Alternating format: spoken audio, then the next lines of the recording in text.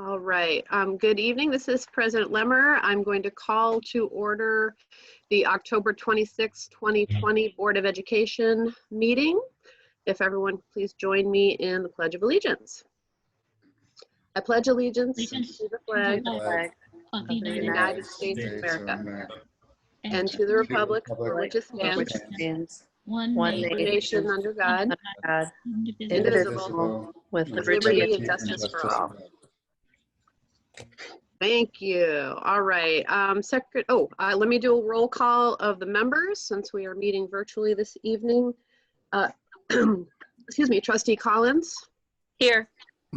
Vice Treasurer East. Here. Trustee Mashad. Here. Trustee Maury. Here. Vice President Polverento. Here. And Secretary Wheeler. Here. Thank you very much. Secretary Wheeler, I'll turn it to you to share the public correspondence, the correspondence we've received from the public since our last meeting. Yes, thank you.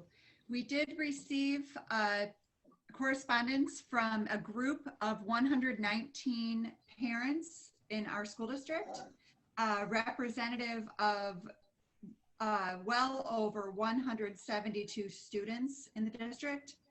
And they wrote a letter with concerns with the hybrid learning plan and the process in which it was approved on October 12th of 2020.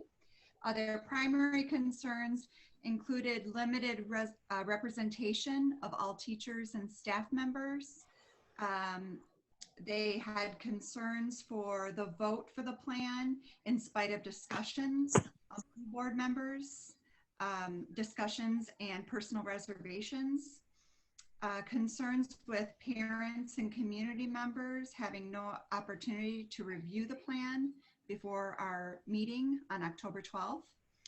The ultimate requests of these parents are one, that a committee is formed of diverse stakeholders in the district to review the hybrid plan, request to work together to improve upon or perhaps develop a new transition plan, and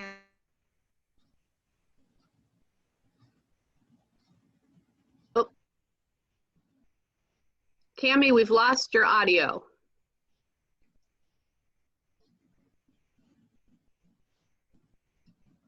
Is anyone else hearing Ms. Wheeler? No. Nope. can you hear me? Oh, now we can, but you sound like you're far away.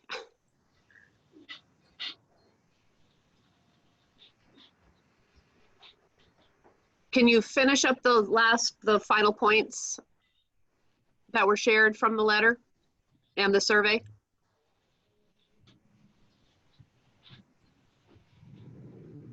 She looks frozen.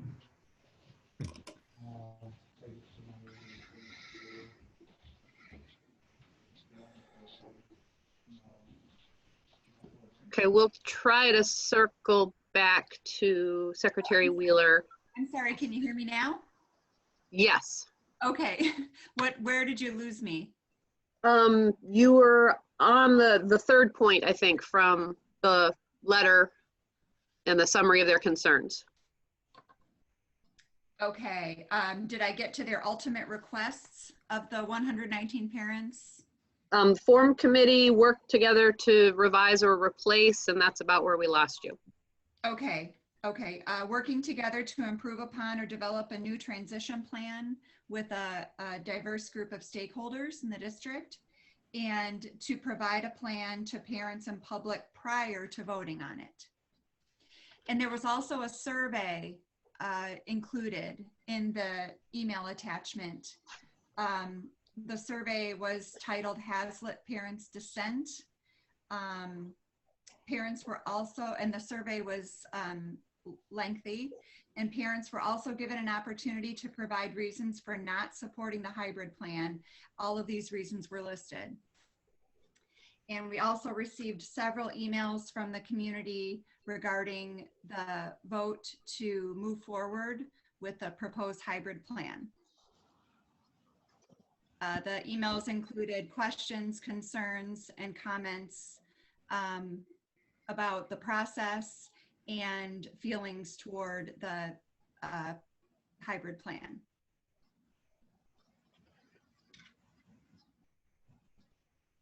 Great, thank you. For correspondence. Thank you very much.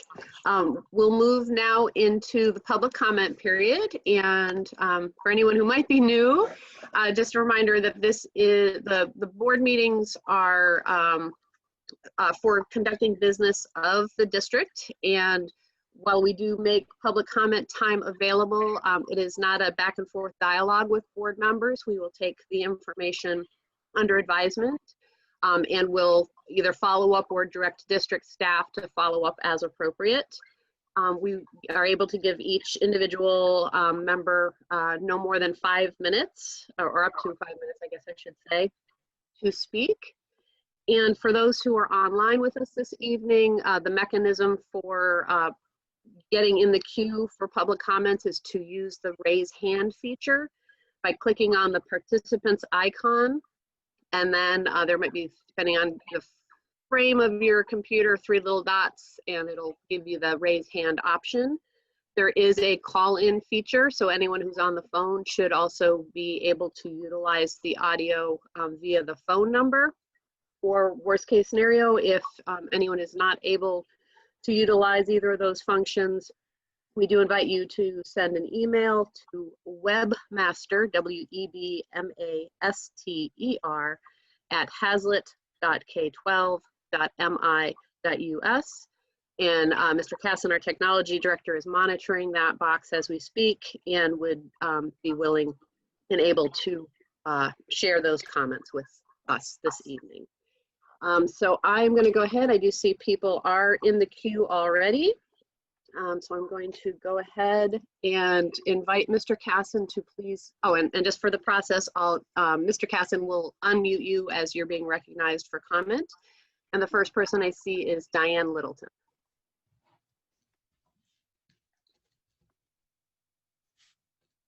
Go ahead, Diane. Hi, good evening. I'm Diane Littleton, and I am a special education teacher at Hazlet High School in my 26th year with Hazlet Public Schools. Since the last board meeting with the vote on the hybrid and online back to school plan being announced, teachers at the high school developed some questions that we have. I'd like to be specific that these are questions from the high school only. We imagine that other buildings in our district will have questions specific to the levels that they teach and the students that they interact with. So our questions have been put into categories: curriculum, social emotional learning, classroom operations, cohorts, and training. So I'd like to start with some of the questions that we have come up with. I obviously know there will be no answers tonight. What happens if a student takes off their mask and refuses to put it back on? What happens if a student or staff member chooses not to wear the mask appropriately?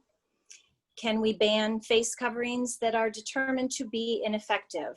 Shields worn alone, neck gaiters, bandanas.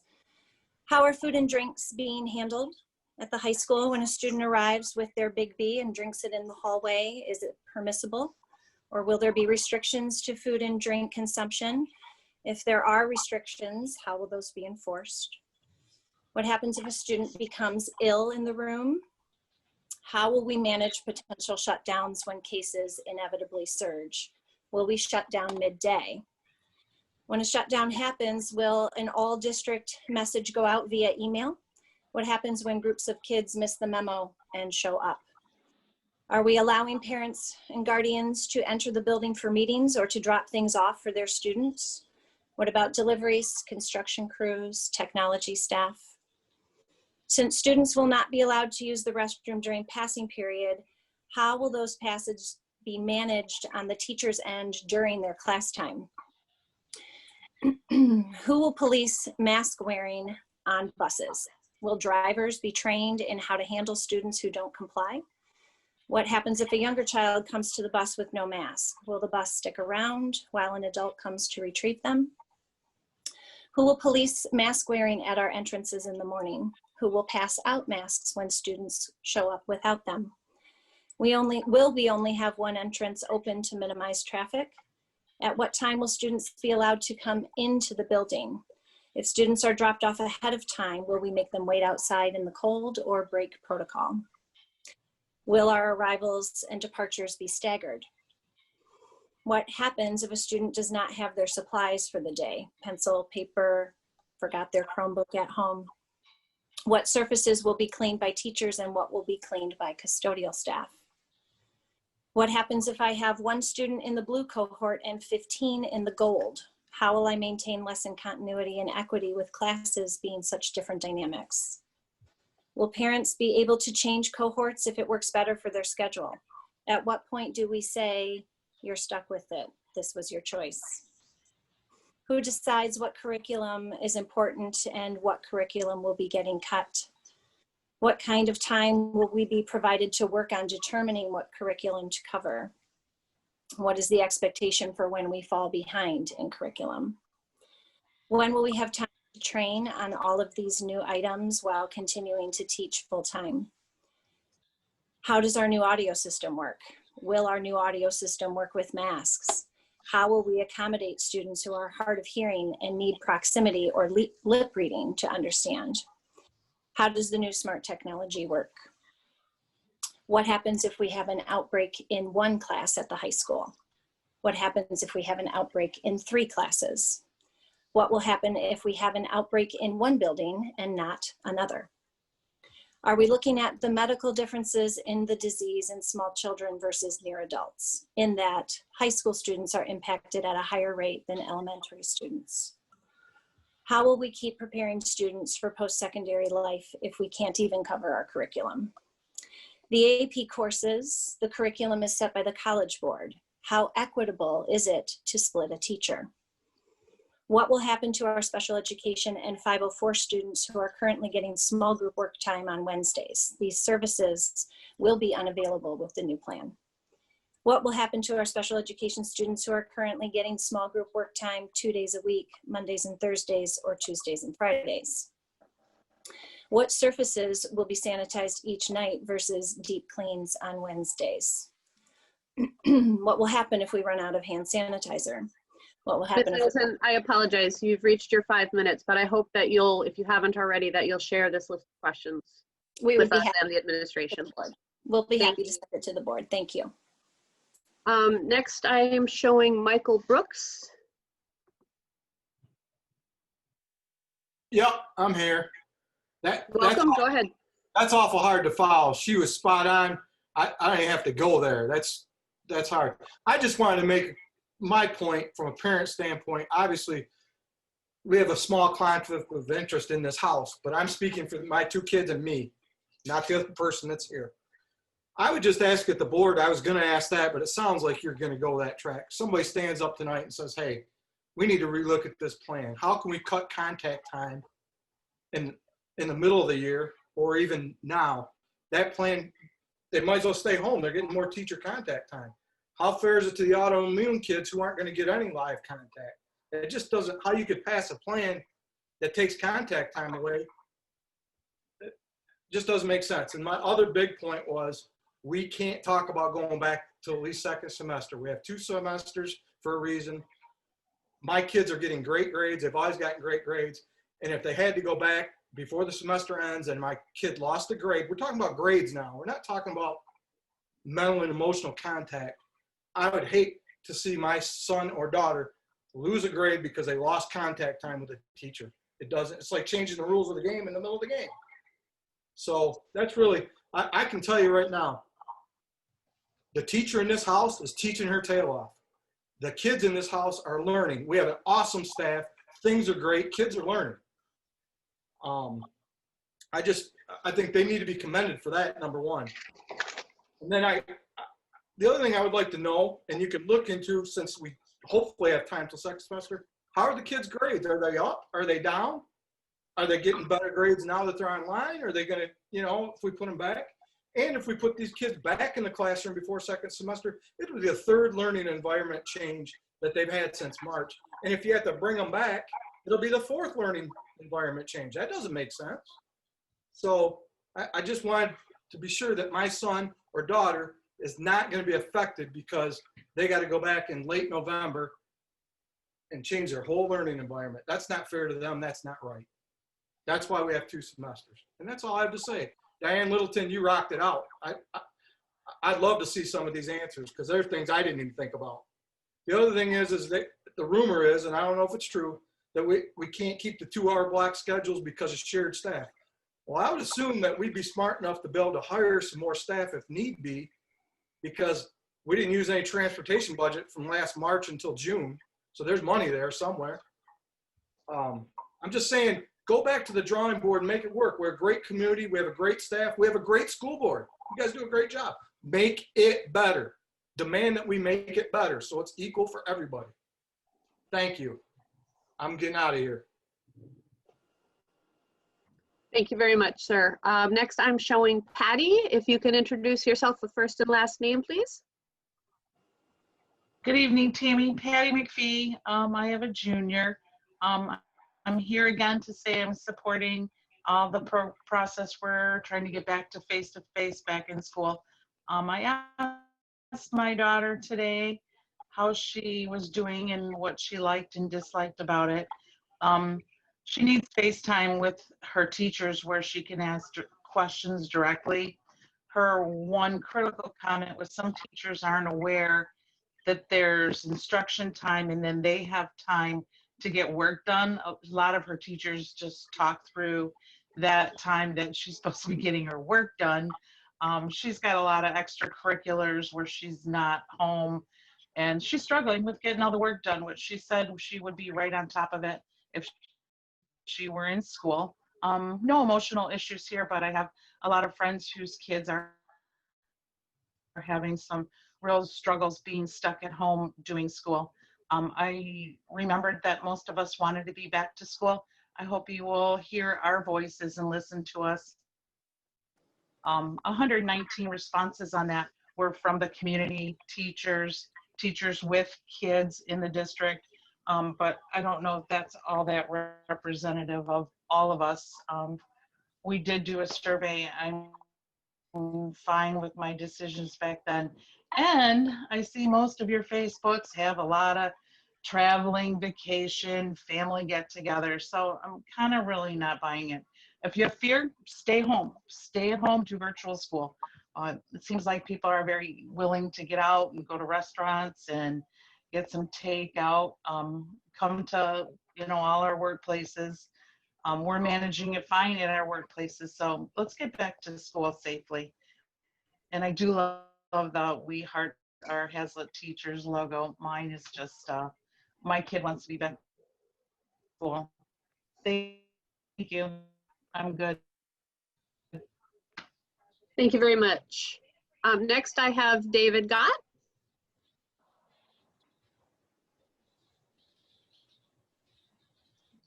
David, you should be all set now. Go ahead. Welcome. Right. Well, good evening, and thank you for the opportunity to speak and represent the teachers of the Hazlet Education Association.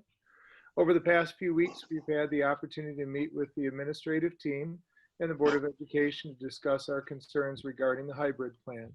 Now that the Board of Education has approved the plan, we will work to transition into this plan. We look forward to collaborating with the Board of Education, administrative team, and each other. We are confident we can provide the best education for the students of the Hazlet Public Schools. As Hazlet teachers, we are dedicated to producing the A+ education that our community comes to expect from a high-performing district. A district which, according to Niche 2021 Best School Rankings, is ranked 31st out of 555 school districts in Michigan. With the board's approval of the hybrid plan, we now need time to prepare students and staff to transition to this plan. There are many facets to cover, a few of those being safety protocols, educational best practices, and placing students in cohorts with teachers who can meet their learning needs. We need time to prepare students for yet another change mid-year. Unlike last March, we can have the time to support this transition with grace and love and make sure that our students are successful. Our principals and central administration have been working tirelessly to make this happen.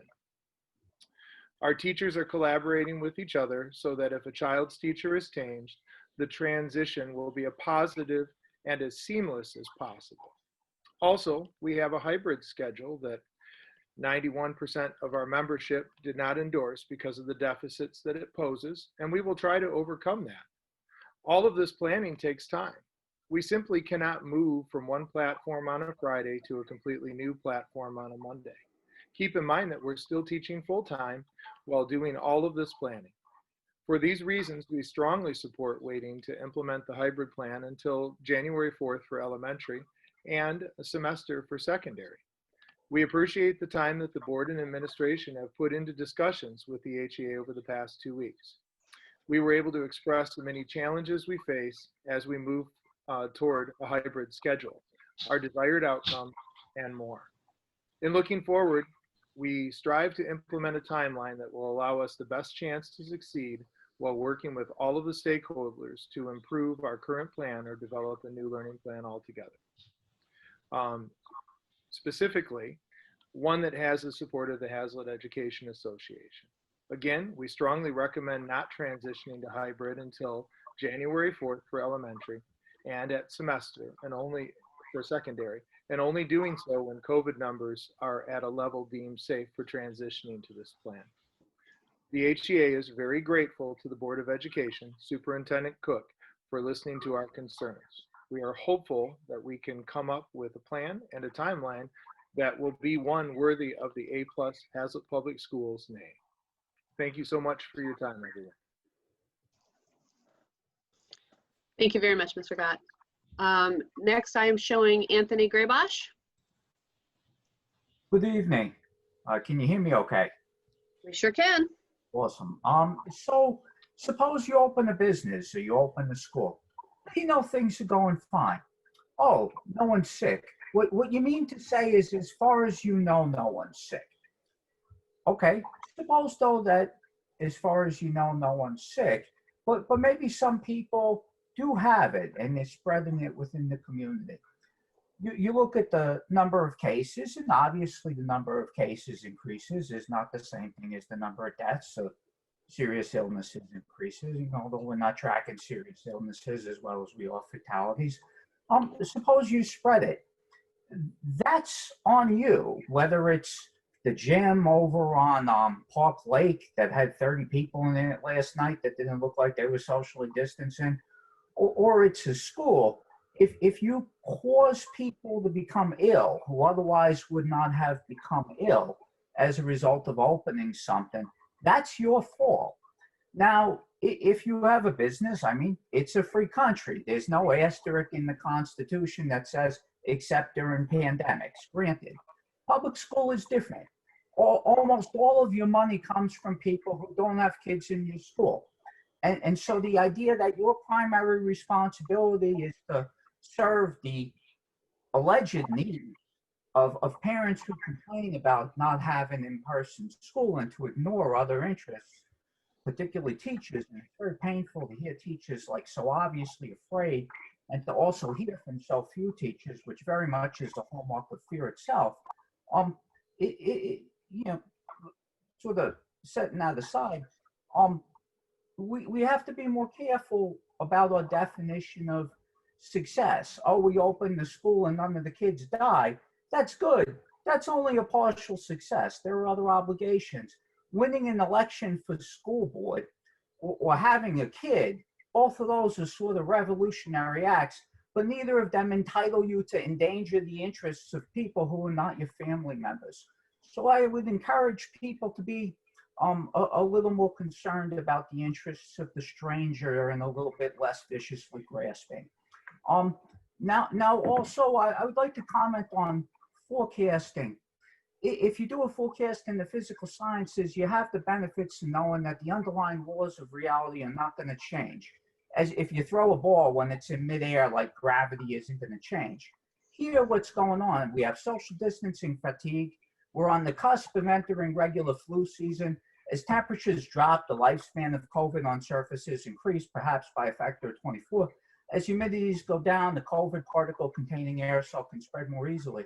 I've seen a lot of people who should know better, economists, social scientists, physicians, who essentially take some data and practically like draw a line through it. And I mean, Anybody who does forecasting for living, if they did something like that, they'd be laughed at and then fired or asked to go like clean the bathroom or something. So I just think that the definition of what is good and what is ethical is lacking. The fear of the teachers is palpable, and we need to be more careful. And finally, there are things to be gained.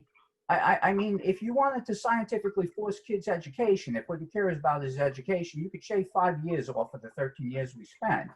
And so we might consider what we could do to make virtual education something that causes people to benefit rather than suffer.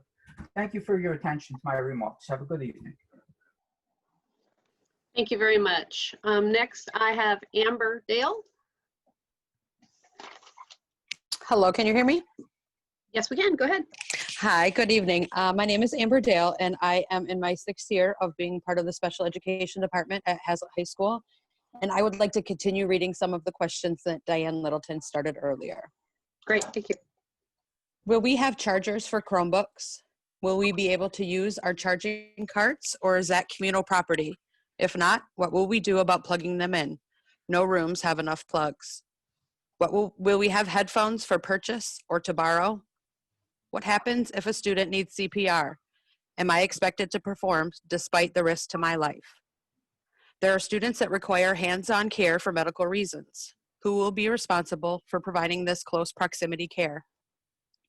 Do we have electronic safe sanitizing supplies for computers and calculators?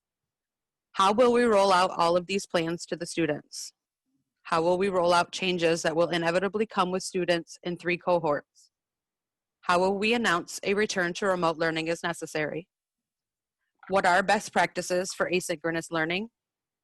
Should we have a common practice for asynchronous time across grades, subjects? How would a flipped classroom be an effective and encouraged practice at this time?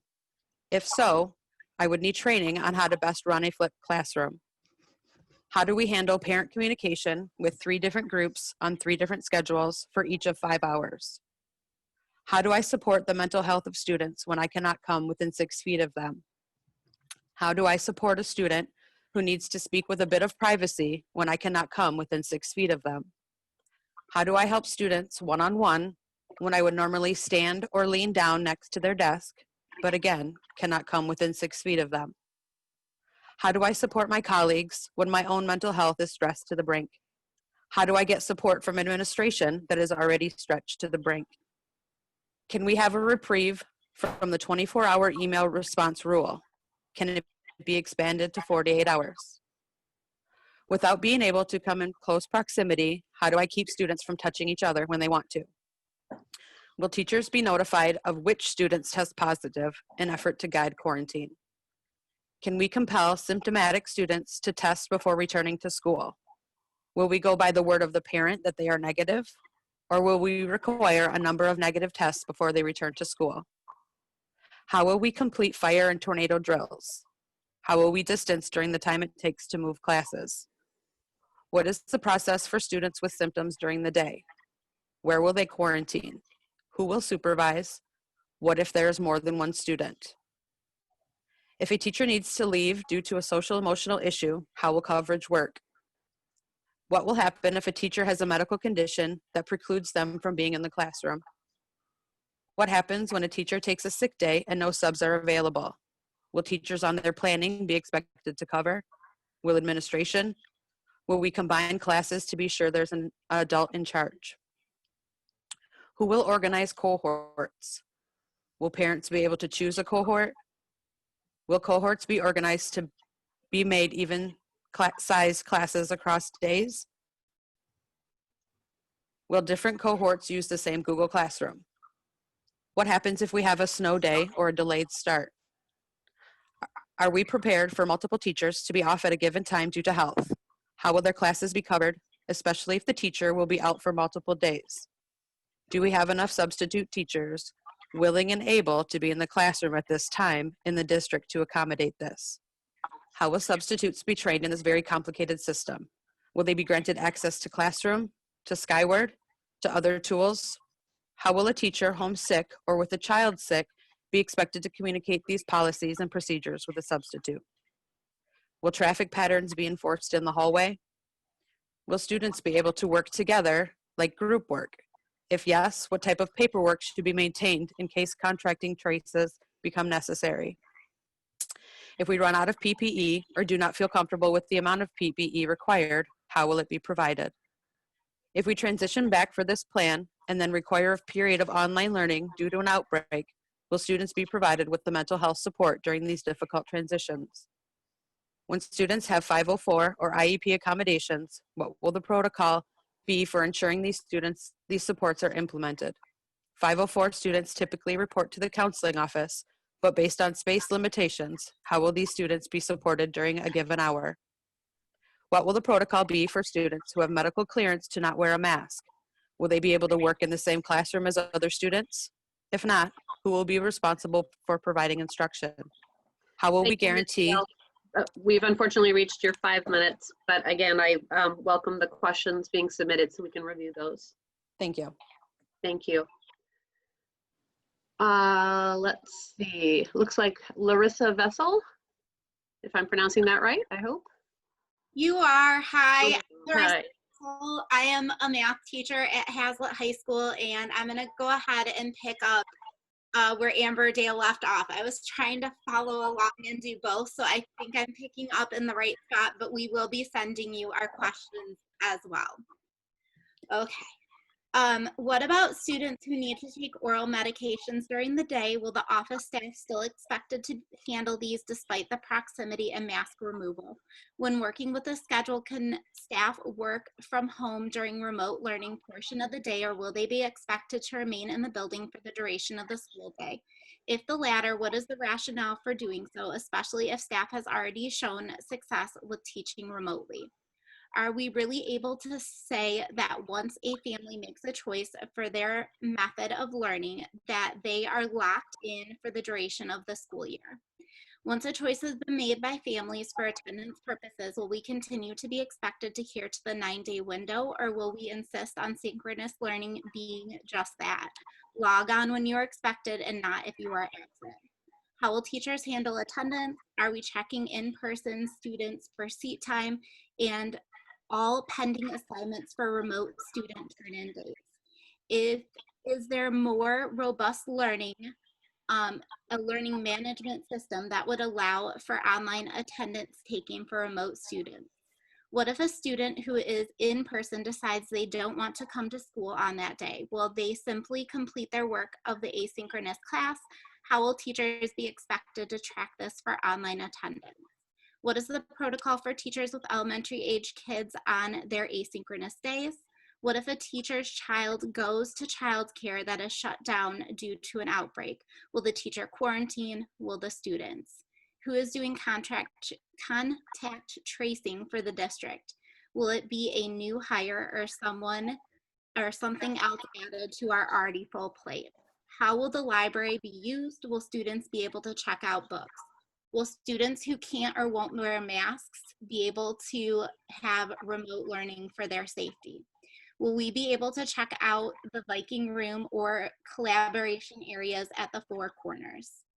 What about 8th graders coming from the middle school for math and French? The middle school has a slightly different schedule. When will they attend? Will the teacher be responsible for Zooming between the 2 groups? What is the expectation for office hours and answering emails of students? Where will breastfeeding mothers pump? We have several. Will a place be set aside for them? Will it be taken over during testing? What are the benchmarks for opening and closing mask-to-mask learning? Will standards for county-wide rates, transmission, etc. be put into place and followed? So that was just a list of some of the questions we thought of. And again, we know that our questions are specific to the high school. There are many other questions, I'm sure, for the other buildings. For example, I have a kiddo at Wilkshire who can't always put on her snow pants. Is somebody able to help her with that? If she had an accident, who would clean that up? So I know that the other buildings are going to have different questions and different concerns than even what the high school has. So thank you for your time. Thank you very much. Next, showing Melinda Haas. Welcome. Can you hear me? Yes, we can. Welcome. I'm Melinda Hawes, and I am a parent of a child at Ralia.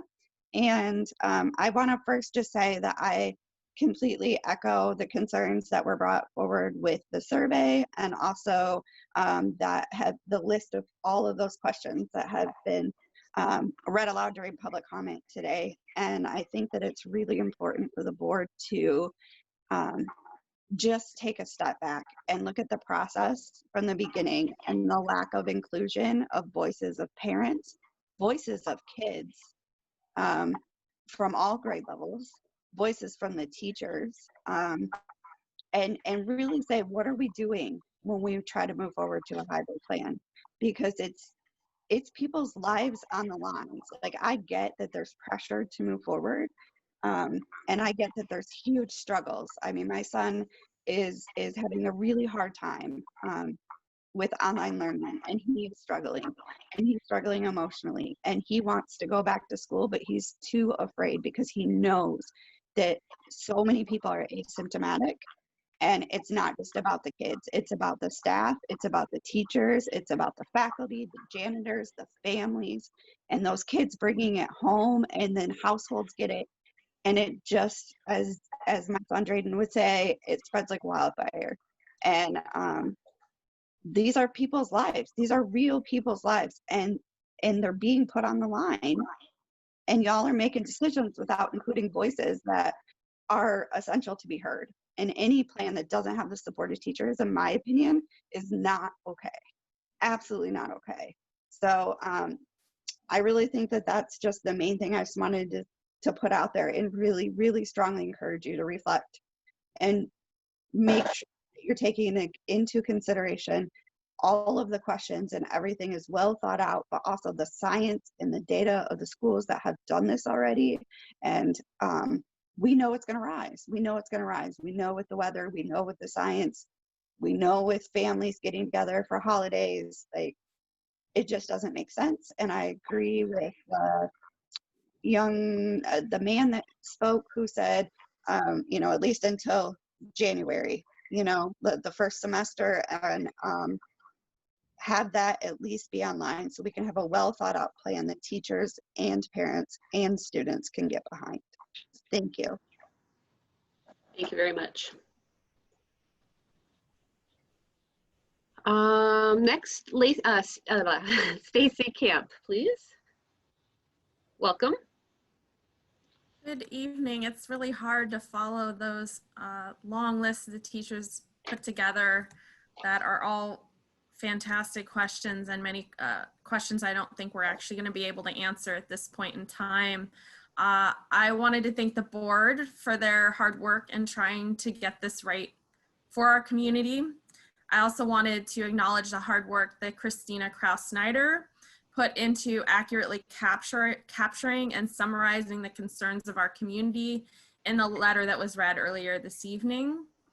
I know a number of people have already said this tonight, but we have exponentially escalating COVID cases in our state, our country, and unfortunately in Hazlet right now, based off the numbers from this week. The reason I wanted to speak tonight is because, like many others said tonight, I am very concerned with the return to school hybrid plan that was proposed at the last school board meeting. I'm the parent of a 6th grader at Hazlet Middle School and the parent of a 3rd grader at Ralia who has a 504 plan. So I have two major concerns. First, I don't believe it's in the best emotional or pedagogical interest of children to switch teachers and classrooms at this point in the academic year. Our children are comfortable with their classes and have formed connections with other children in the classroom, which is a testament to the hard work our Hazlet teachers, principals, and staff have invested in building online communities and connections. I say this as an educator and a professor who's teaching 152 students for the first time at MSU ever online, and I understand all the hard work that goes into that. It's super, super hard. In addition, many families, including my own, have formed really small learning pods around their children's assigned teachers and classrooms, so that this plan will disrupt that. The second concern I have is that I don't believe it is in the best interest of our staff and teachers to be in person at this time. Many of our teachers and staff do not feel safe or comfortable expressing their concern for returning to the classroom, which should already be a huge red flag. The teachers union opposed the current hybrid plan at the last school board meeting. If I can't return to teaching in my classroom and in my office, I haven't been to my office at MSU since March 12th, and man, I want to be back in my library. If I can't do that, then why should our teachers be able to do that? How can they do that safely? So to summarize, I recognize that the board has worked hard to design this plan, but your plan is not in the best interest of our children, our staff, and our teachers. Both of my children are happy with the remote schooling. I know it's not ideal, but my kids understand that we're doing it to protect the ones we love and because we care about our community. We're really lucky we have fantastic teachers and staff in this district, and we do not want to lose them. So thank you for taking our concerns seriously tonight. Thank you so much to our staff, our teachers and principals. You have our family's utmost appreciation. Thank you very much. I've got next in line Candace. Candace, if you could introduce yourself with first and last name, please. Welcome.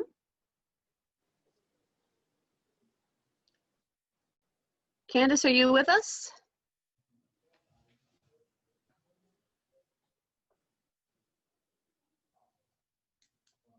Candace, I'm showing you're unmuted, but I don't hear you.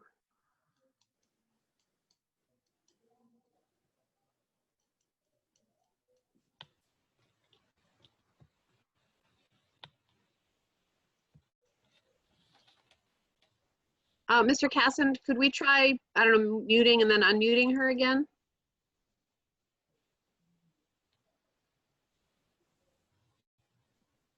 All right, can you try again, Candace?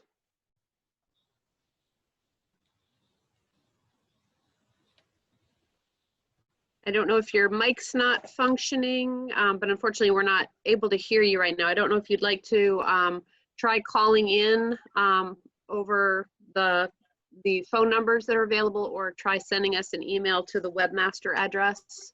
But unfortunately, I'm going to have to move on. Unless is that you? No, I apologize. We're not hearing any audio from you, Candace. But feel free to circle back and try to perhaps call in to use the phone audio instead of the computer audio in case that helps. So Mr. Casson, I'm gonna call on Kelly Hansen next, please. Hello, can you hear me? Yes, I can, thank you. All right. I'm the mother of a kindergartner at Wilkshire, and we are new to the Hazlet district. I am also a music educator and a music therapist with training in trauma-informed care. I have 14 years of experience within the education setting and understand many of the politics involved in appeasing the various stakeholders.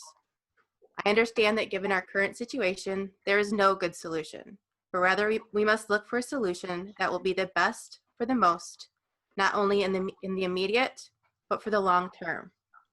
It is through these various lenses that I address you today. My biggest concern for this school year was how my son would socially adjust to a new school with all new people. He's a highly intelligent and talkative kid, but in his virtual classroom, he barely speaks. When I asked him why, he told me, "I don't trust them." On March 13, my husband and I picked him up from preschool, and he never saw his friends or his classroom again. Given the circumstances, I would have trouble trusting my learning environment too. Safe, stable, and nurturing relationships and environments are extremely important for overcoming adverse childhood experiences and trauma. While the impact of COVID varies between families, all of us have experienced trauma over the past 7 months. The structure and predictability of the past 7 weeks of virtual school has been a welcome constant in our family. My son has started to form a relationship with his teacher. When I told him that his teacher might be changing, he was very upset. We are headed into both Thanksgiving and winter breaks, and this is a time when routines become hard to maintain during a normal year. Furthermore, COVID numbers are rising in Michigan, and there is widespread belief that we are headed into a second wave, which may result in being pushed back to phase 3 and having to once again transition to all virtual learning. Disrupting our students' routines and developing relationships at this point is the exact opposite of providing a safe, stable environment. I urge you to consider 2 factors in moving forward with the Return to Learn plan. First, keep all students virtual until after winter break, when it will be more natural to make a change like this. And second, allow families to make decisions based upon their child's classroom placement. For our family, we can make either the virtual or hybrid work. We want our son to stay with his current teacher. Thank you for your time. Thank you very much. I've got Russ Mason next. Now can you hear me? I can. Wonderful, thank you. I was trying to reach you over my wife's telephone. My name is Russ Mason. I have 2 children in Hazlitt schools, one in the middle school and one in the high school.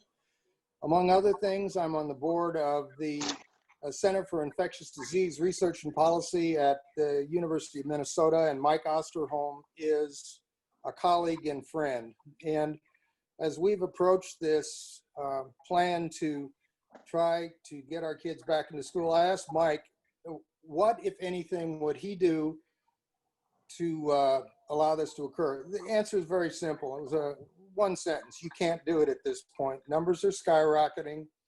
To think that we'll be able to bring children back into schools in January is a pipe dream, really. And one of the things I guess I'd want to say is that both of my kids are struggling with the virtual education. They sit at the dining room table with me every day. Like the woman who spoke, I also am at MSU, and I haven't been to my office since the middle of March. So I sit with them every day and I watch them struggle. So I know how important it is to try to get kids back into school, but there literally is no way that we will be able to do this, not just this semester, but likely until late next spring. It's just the math of COVID.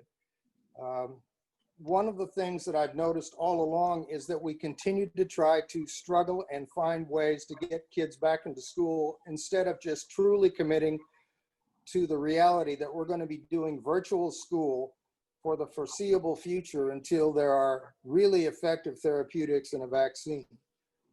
It's just the way that things are going to play out. And instead of continuing to try to figure out how to get kids back in school, I'd argue that what we should be doing is committing fully and without reservation to a virtual plan that will meet the needs and address what our kids need as well as our teachers, give them the training and the support that they need to be truly competent in a virtual environment that is not going to change until late spring, at least according to the national epidemiological community. Thank you. Thank you. So I want to confirm, that sounded like that was the Candace that we were trying to connect with before. So we'll move on to Christina Snyder. Great.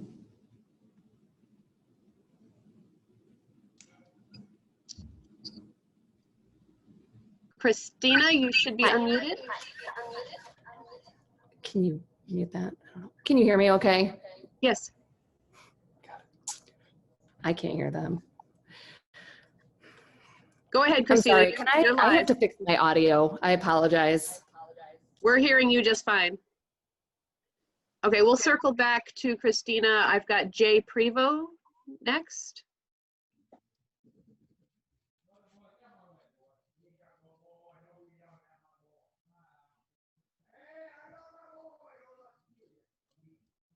All right, I've got Jay Prevost unmuted, and then we'll circle back to Christina. Yep, Jay, can you hear me? Yep, if you could introduce yourself, please. Sure. Hi, my name's Jamie Prevost. I have a 3rd grader at Ralia, and I just, agree with a lot of the questions, in-depth questions that were asked earlier, that those need to be addressed to avoid chaos and unnecessary, health challenges to some of people in our community, especially our teachers. I know I heard on some of the previous sessions that there are some teachers willing to volunteer to go back in, and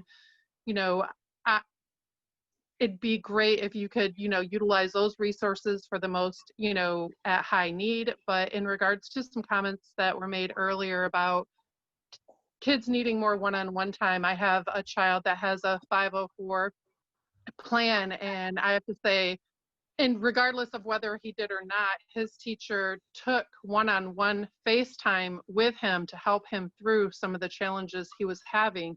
All we had to do was ask, whether it's in person or virtual, there's ways to get needs met. And I just have to say, I agree with, some of the other people that we should be focusing on providing the best education, which, if we didn't have a pandemic, that would be in person. But since we do have a pandemic, if we focus all of our resources, on doing virtual and, modifying for those most high risk, we can be, working our plan towards providing the best education. And in addition, I sent a letter. I still have other questions that I wrote to the school board that I won't bring up right now, but I think we all deserve to hear the answers to a lot of those questions, because the safety of our children and their teachers are, at stake. And it'd be great if that information was timely, made.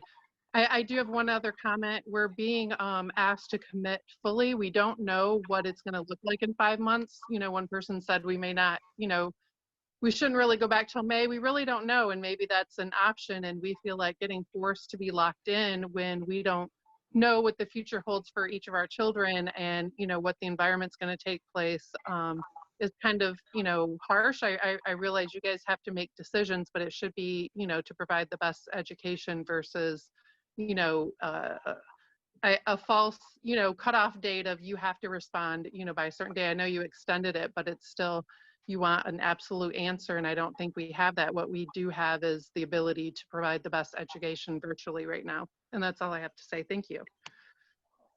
Great, thank you very much. Looks like Christina's back. Do we want to try to give that one other try? Jeff, if you could unmute Christina Snyder, please. Thank you. Sorry about that.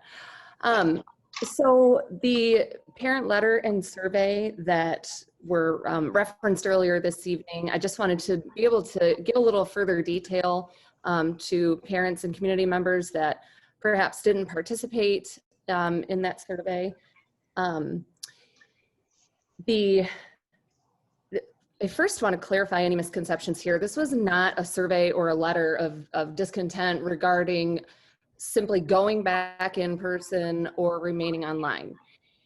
It wasn't that at all. It was simply parents expressing their discontent regarding the hybrid plan overall. So it wasn't, as some people have simplified here during the meeting today, not necessarily board members, community members maybe have simplified it to being this, battle between people who want to go back and people who don't, referencing people's personal Facebook pages and the activities that they're engaging in their personal lives. It's not about that. Parents are upset by the process in which the board undertook this endeavor, and I'd like to at least share some of the data that came out of that survey.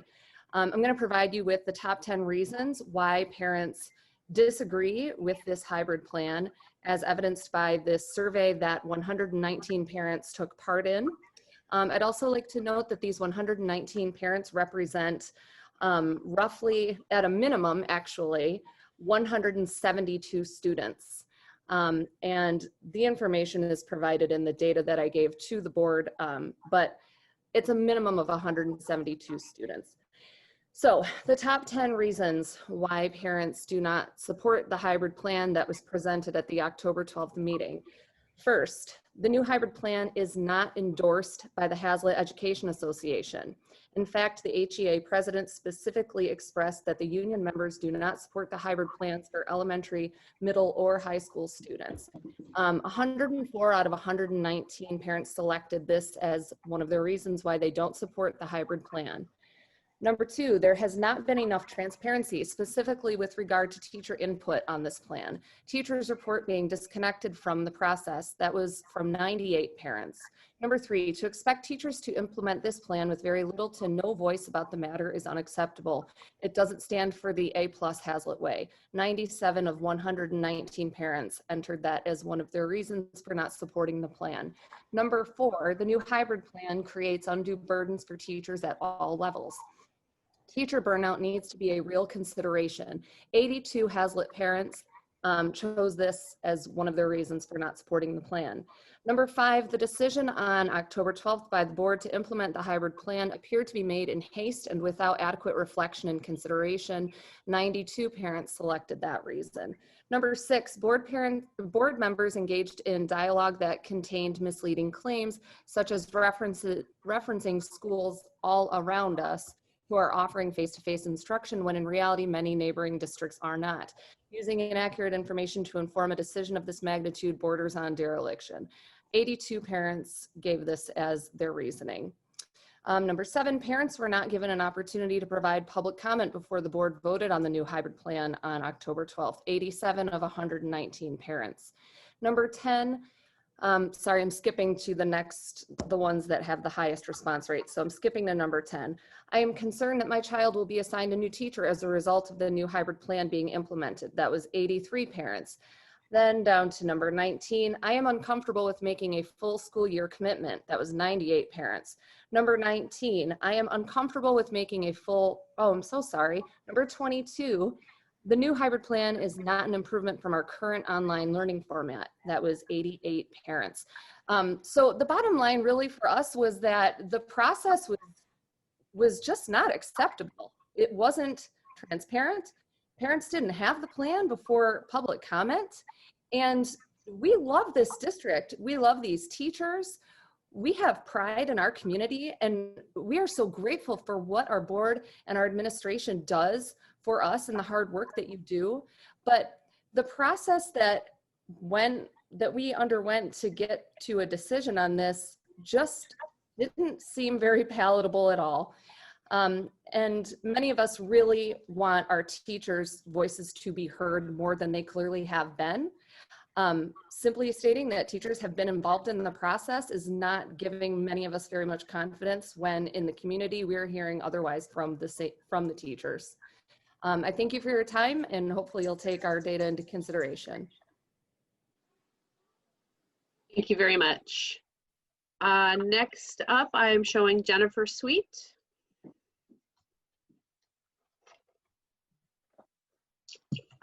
Jennifer, you should be unmuted. There you are. Thank you. I'd like to add my support to the parent survey and echo the fact that I think there was a lot of concerns and it left a really bitter taste the way that went down at the last board meeting. I want to talk about my teachers. I have a child in Raleigh and a child at Wilkshire, and our teachers are absolutely amazing. They respond 24/7. They are there for any questions. They're there to remind us when we've missed something. They're there to remind us for other meetings. And they go above and beyond, so far above and beyond the call of duty. And they are not working their simple, normal 9-to-5 job day. I get responses on Saturdays, Sundays, weekends, evenings. It's crazy. And I really do appreciate them.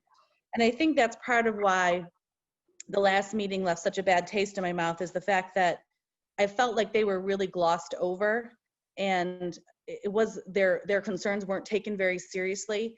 And for people who are so dedicated and working hard, it's extremely hard for me to accept.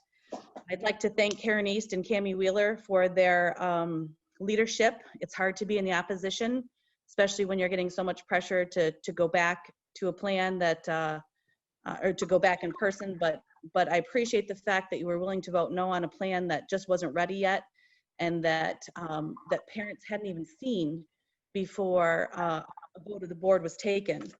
So I appreciate their leadership on that. I was really disappointed that so many questions and concerns were expressed at the last meeting, particularly from parents and HEA. And to be honest with you, the dialogue between the board, there were so many questions, and yet quick there at the end, there was a vote to move forward. And that is concerning to me. What I'd like to ask you to do is reconsider your decision. I'd like to ask you to put together a stakeholders group that has people who are in opposition to what's being planned so that you can get a thorough back to school consideration that covers everybody. You know, you can, when you have people who are in opposition of your plan and you do some strategic planning sessions and do your standard SWOT analysis, you get to a better product by getting everybody on board and a buy-in from everybody. So I would like to ask that that be considered, and that most importantly, that we figure out a timeline here, because this every 2 weeks is just creating an awful lot of turmoil.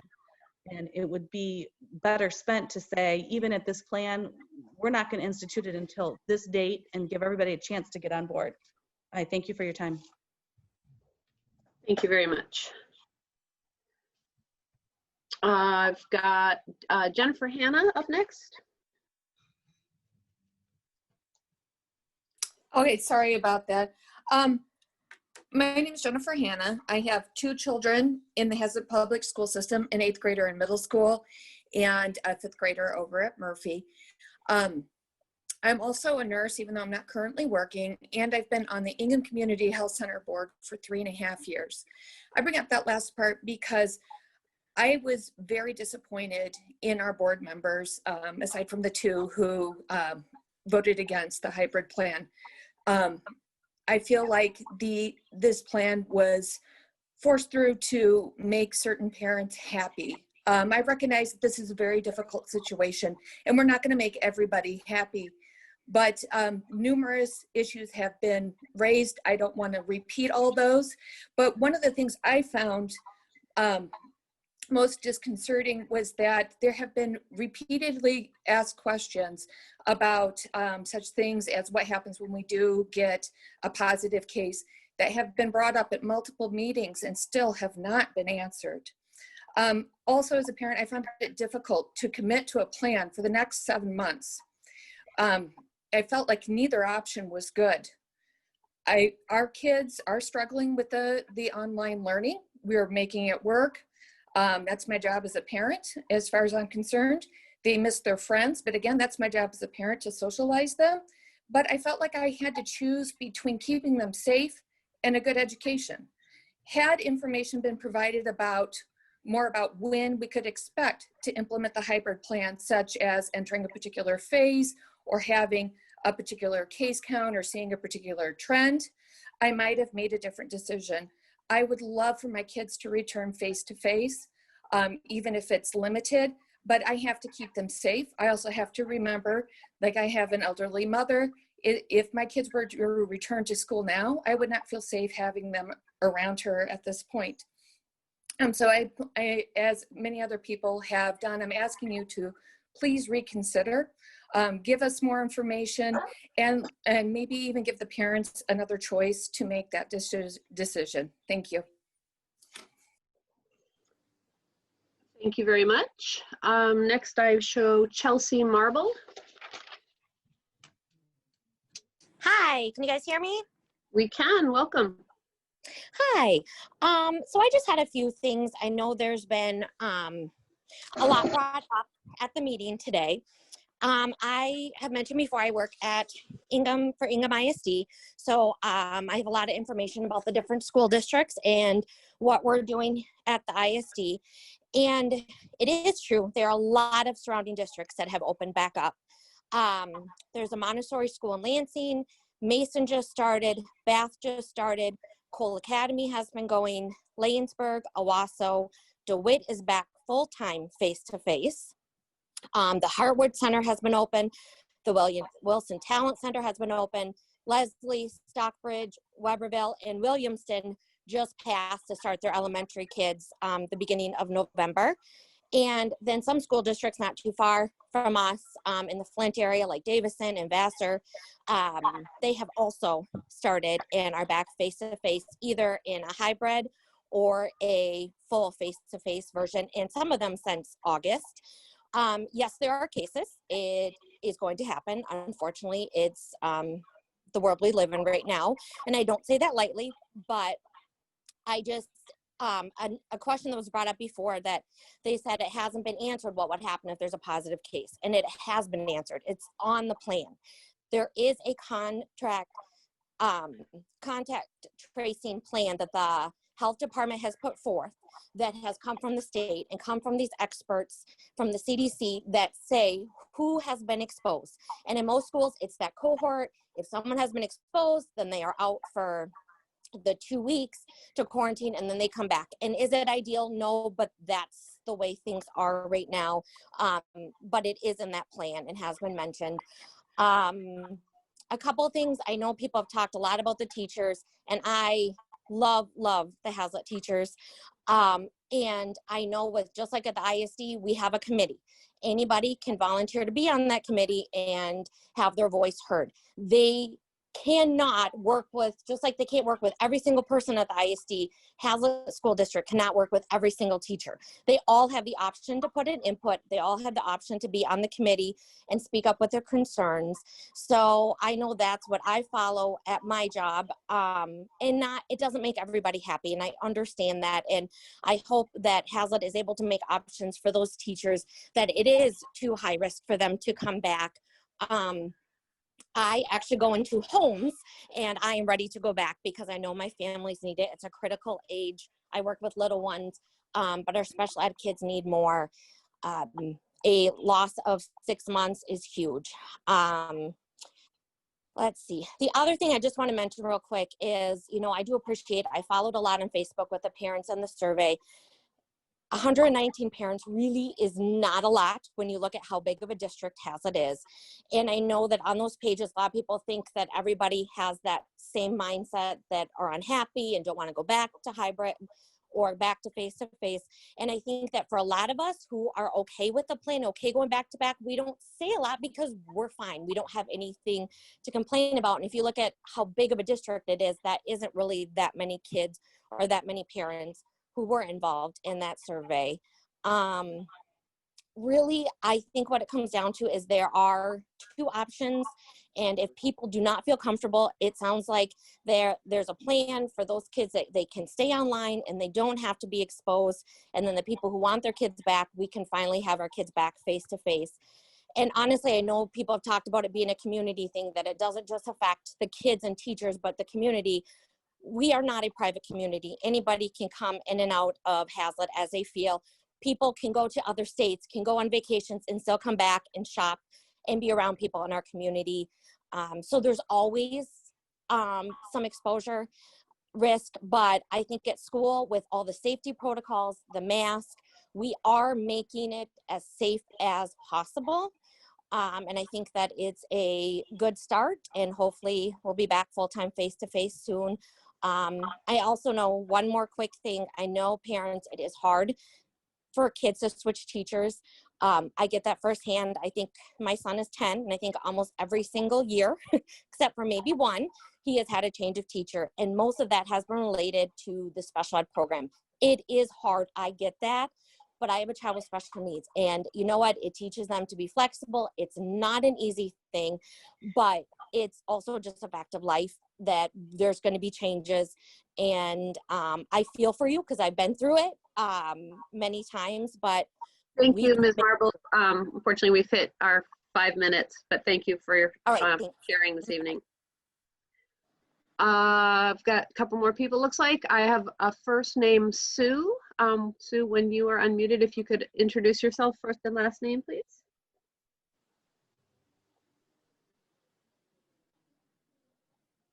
Sue, you are unmuted and ready to go.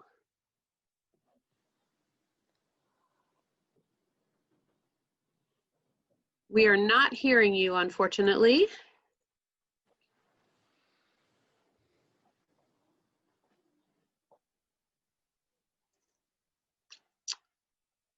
Mr. Casson, do we want to try muting and unmuting just in case that helps?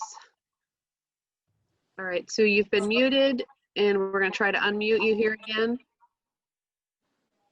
All right, can you give that a try?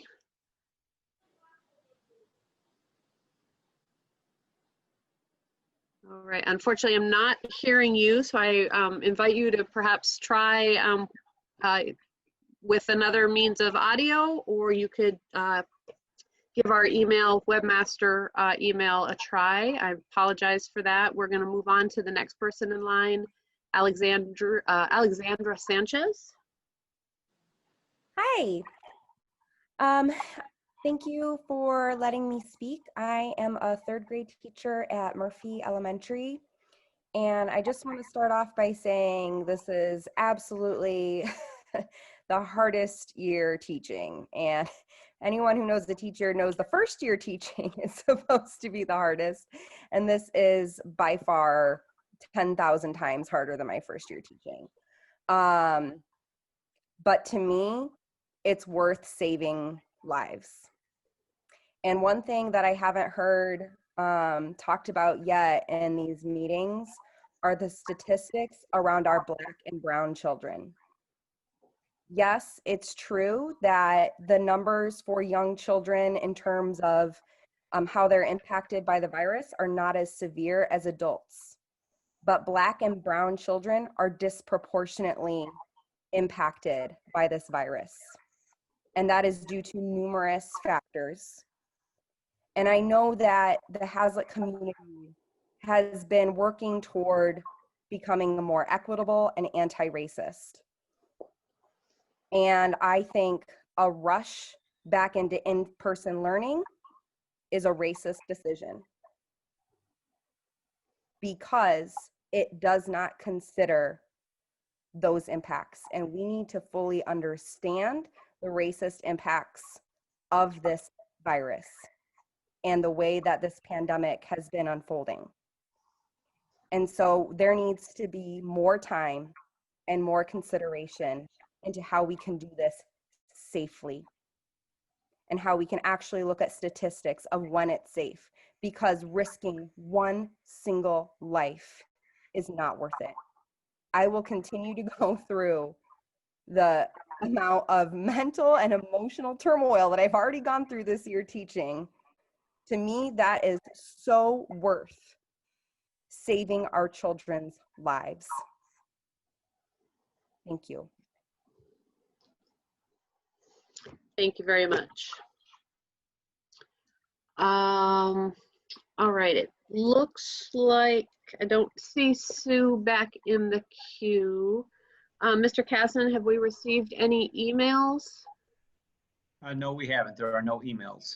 Okay, not showing anybody else in the queue. I apologize, Sue, for those technical difficulties. Give you a kind of last call if you are trying to call in or use another mechanism to reach us this evening.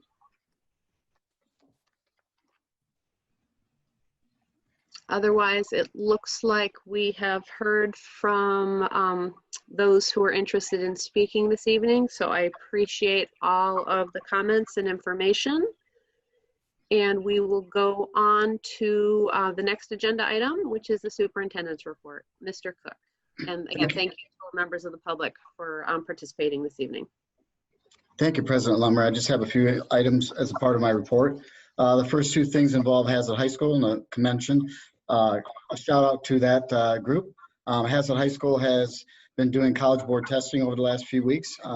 They've done testing in SAT, PSAT, National Merit Scholarship, and also PSAT at 9. So thanks to the high school and their team for all their efforts at making sure that those tests are administered and properly done. And then secondly, the Hazlet High School has just been awarded the 2020 College Success Award presented by greatschools.org. This award is given to only 2,158 public schools, about 21% across 29 states, and celebrates public schools that are doing an outstanding job preparing graduating seniors for post-secondary success. So congratulations to Hazlet High School and their staff. And then lastly, just very quickly, construction update. We continue to finish up punch list items at all of the buildings. I'm hoping to have those things completed very shortly. In addition to the work that's being done on the addition at the high school, those are really the only things that are left as a part of the construction, other than things that we're still waiting on materials that we've been delayed in terms of making those final updates to the classrooms. And that concludes my report. Great, thank you very much. Any questions from board members regarding those items? And congratulations to our high school for that great honor. All right, so we will go on to our discussion items. First is our COVID-19 metrics. And this is, I will acknowledge that some comments and frankly criticism we've received is that we've been talking about some hypotheticals about what we would consider to be safe without having come to an agreement on what those metrics are that we'll be using, so that we can be definitive and that the community does understand kind of what the parameters are.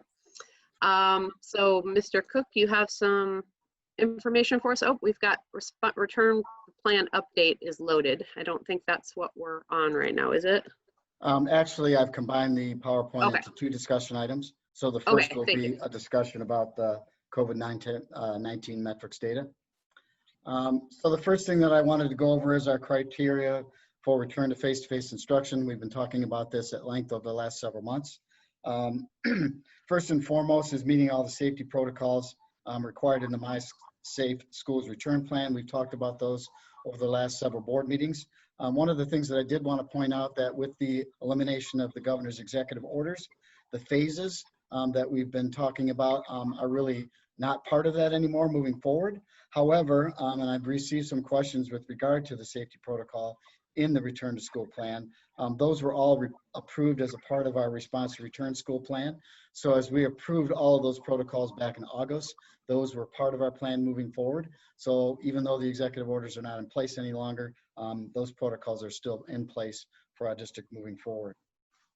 In addition to that, we've talked at length about the COVID-19 data in our area, and that's really what we're going to focus on as the first part of this discussion, to talk about metrics involved in making the decision not only to come back to school, but also if there becomes a necessity to close school for any reason due to COVID-19. So that's what we're going to focus on moving forward. So really the 2 metrics that we're going to focus on as a part of our decision process is those 2 metrics that are included in the MyStart map information. We shared that at prior board meetings with regard to the data that's included on that website. The 2 main data points are the number of cases per million and also the percentage positivity rates in our county. So really those 2 metrics are going to guide us in the determination of the risk level for our district when we make that decision to either come back or to pause.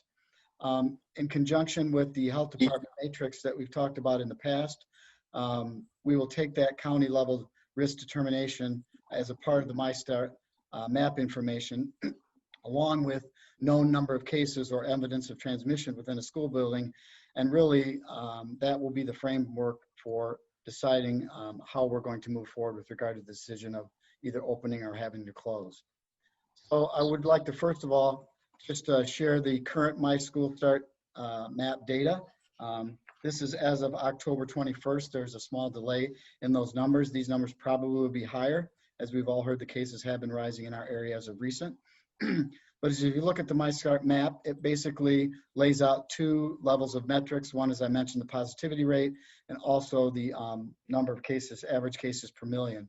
So as you can see, both of these categories have metrics for different levels based on the numbers.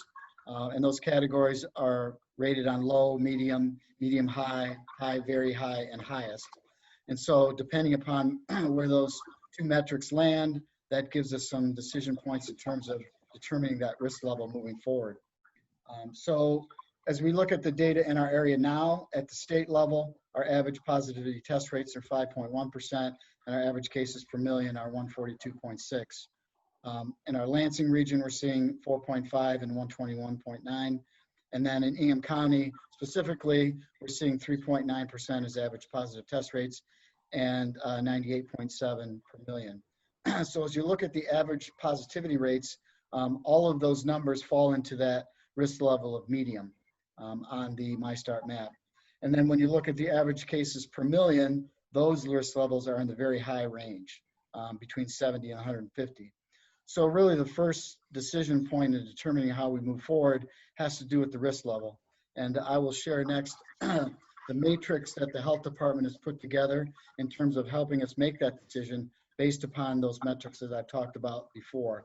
So if you look at the county level determination on the left side of the graph, those levels, low, medium, medium, high, high, very high, highest, are all part of that determination of health risk that we have to come up with in our district. So depending upon where we decide that that risk level is, that'll give us some guidance as to what our decision might be made moving forward.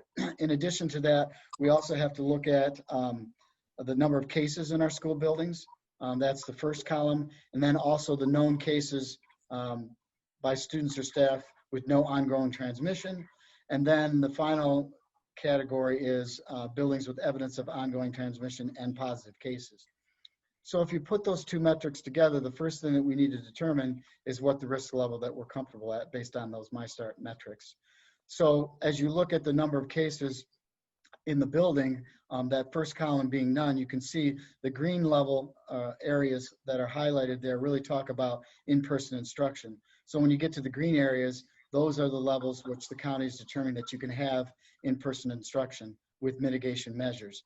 And then as you move to the right, obviously when cases become known in your building, then those strategies and determination points change. So really, as we look at our first point of deciding to open buildings in our district, we're looking at that first column. So we're looking at what's the risk level and what's the number of cases in our school buildings. At this point, obviously, we haven't opened up, so really that number would be 0 unless we know of any cases from the outside that might affect our building. So as you move down this area, you start with the green and the low, you see in-person allowed with mitigation measures. And the mitigation measures are based upon those return to school measures that the governor laid out. We had our required level, we had our strongly recommended, and we had recommended. So the mitigation strategies, just regular mitigation strategies, are really just that required piece, which in her roadmap was wearing masks. So as you move down that matrix and the risk level becomes higher, then those mitigation measures become strict, moving into the medium and medium high risk, which means when you get into the strict mitigation measures, you're also not only including the required measures, you're also included the strongly recommended, which for the most part is the 6-foot social distancing piece. And so as you move further down in that graph, that's where you get those particular metrics. So when you get into the high and very high, then they're not only saying that you have to have strict mitigation measures, but you also have to reduce the density. And what that means is obviously reducing the number of students in the building.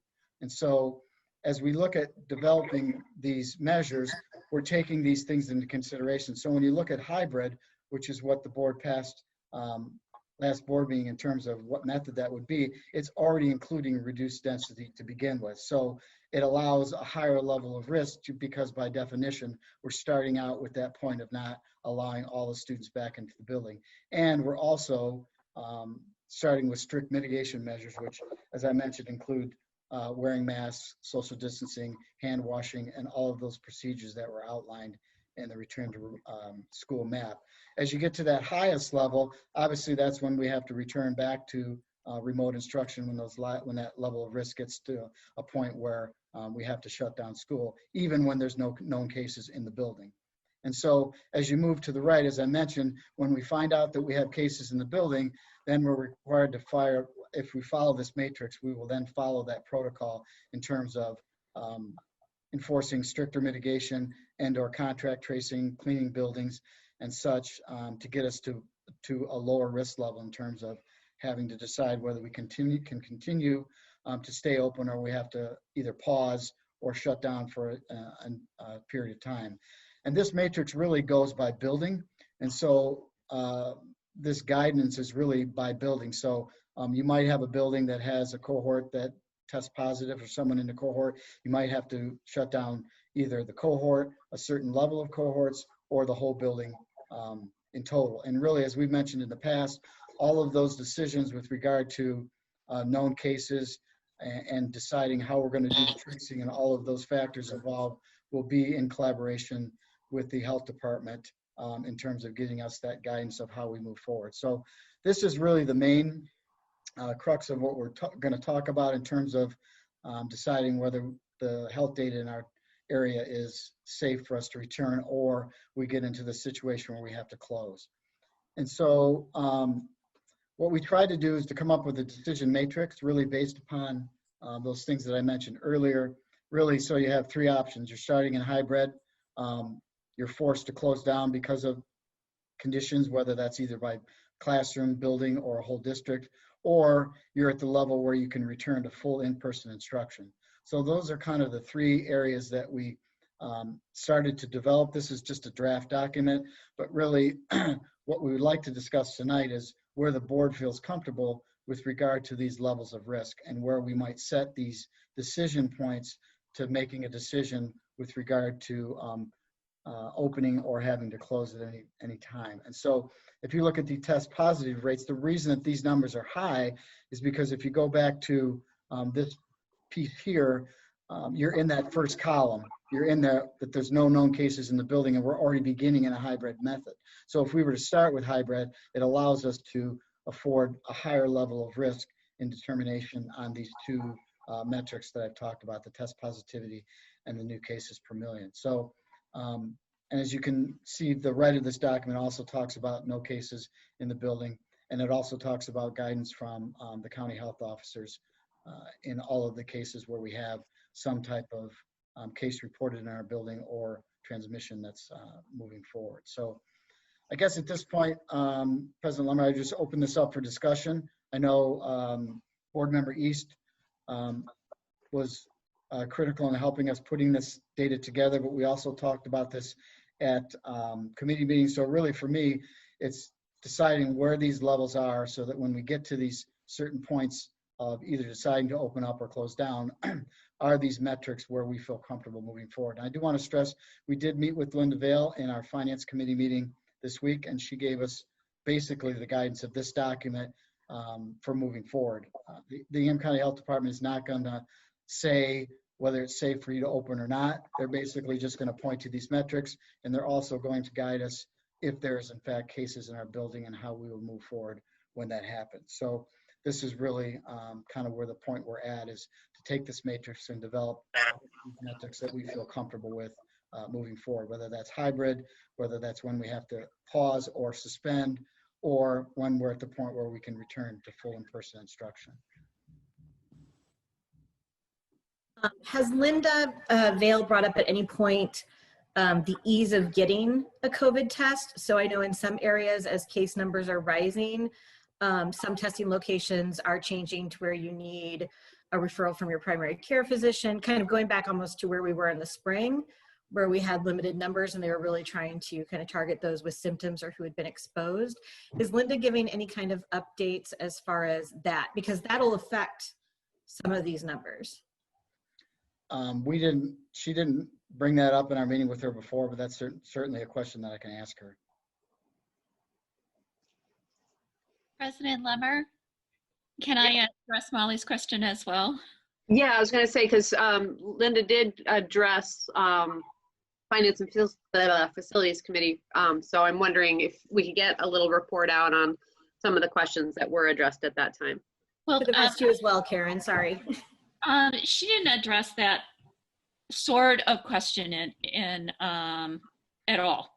We didn't pose that particular question to her.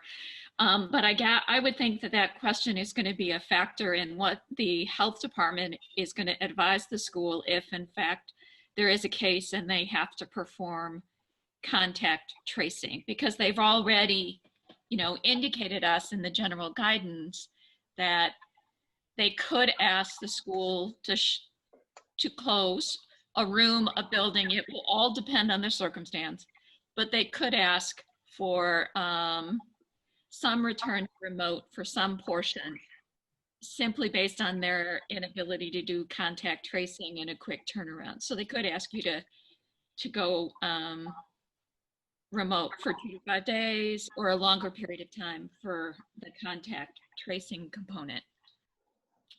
I think just to kind of summarize some of the result of being able to confer with the county health officer a bit was to have her affirm the existence of this health officer guidance for advising schools on what to do, and a lot of this guidance is for the health officer as they're conferring with the school when cases occur or with what's happening with community spread in the county, and also to use this in conjunction with the MySafe Start plan data that I hope will continue to be available. There's been no indication that the MySafe Start plan data is going to go away unless somebody challenges it at some point. We are kind of dependent upon the metrics that are provided by that data collection effort. And it was also to affirm that the different category labels that are in the MySafe Start plan and the health officer matrix do in fact line up, and so that we can read those together, and that how to read the test positivity and the new case measures. There are other elements that are involved in this health officer decision document. One is that if there is a discordance in the metrics, so if, as you can see, the test positivity number and the new cases number in a previous slide that the superintendent showed, they do not fall into the same labeled risk category. And so the guidance from the health officer matrix is to use the higher risk category when you're needing to make an advisory decision. So you can see that the test positivity is in a lower category than the cases per million, but the matrix would advise using the higher category.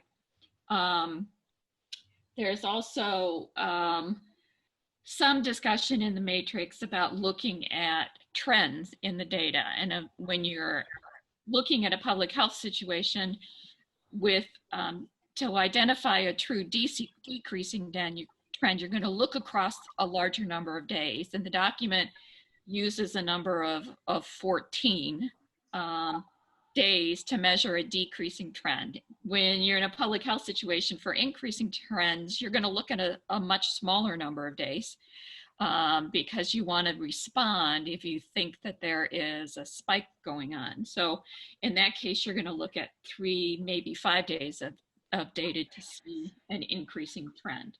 So, kind of what we need to be able to look at here is, what are the risk category metrics that we're comfortable with?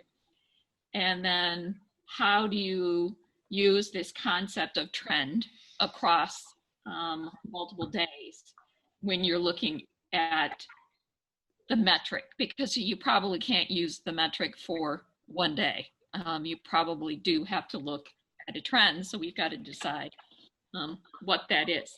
How do we look at that in making these decisions about that it's okay for the initial return, or B, that we have to suspend in-person instruction simply based on what's going on in our county, perhaps regardless of whether we've had cases in our buildings, but based on the conditions in the county.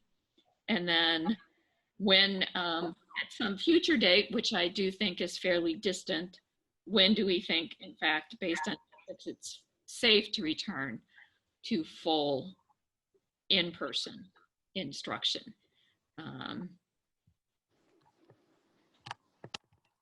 So that's just my take on where we're at and kind of what we put this together for discussion purposes. And I guess I'd also like to ask President Lemmer to perhaps say something about the process here, because I believe that this is just for discussion, that we would not be taking any sort of vote on this tonight. Yeah, we did not include this as an action item, in part because I will share personally, and this is not just based on community feedback, but in retrospect, we may have rushed to vote last week, or last time I should say, because we were trying to meet a commitment to the community to make a decision. And so I think taking a little more time would be prudent. That being said, I think you noted the numbers are going the wrong way, and we're in a very high risk moment right now anyway. So we're based on even not having a formal decision in place, the informal guidance and metrics we've been using are such that we would not be making a decision to come back in person anytime soon. So I would like to hear from other members in terms of, I guess there's like a couple different factors. The trend, are we talking 7-day, are we talking 14-day? What those ranges are, if we're going to, which percentage, and or, are we looking at case positivity? Are we looking at new cases per million? Are we looking at both? And if one or the other triggers, then, we would follow that. That's what we're talking about this evening here. And I can only see a couple of faces on my screen, so board members, you're just going to have to shout out if you want to talk. Tammy, this is Greg. Just to follow up on Karen, and appreciate all the efforts Karen put into putting together the document here. It does give us a little bit of structure, but I just wanted to also add to our discussion with Linda Vail, whether it was a professional or personal belief at the point where the numbers were at the time we met with Linda. She was very confident that we should be getting kids back to school. Now, I'm not sure where her position is at today with respect to where the numbers are climbing at, but I just thought that beared mentioning, as that was also part of the discussion that we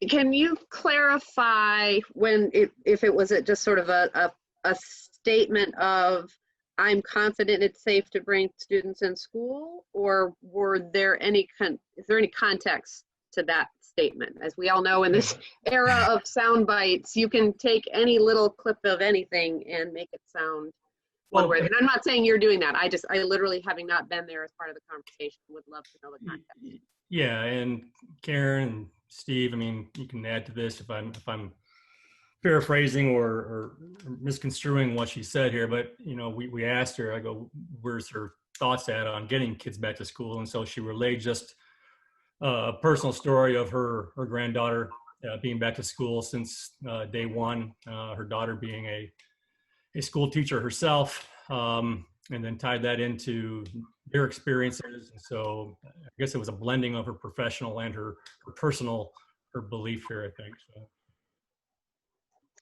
And was that, oh, sorry, go ahead, Karen.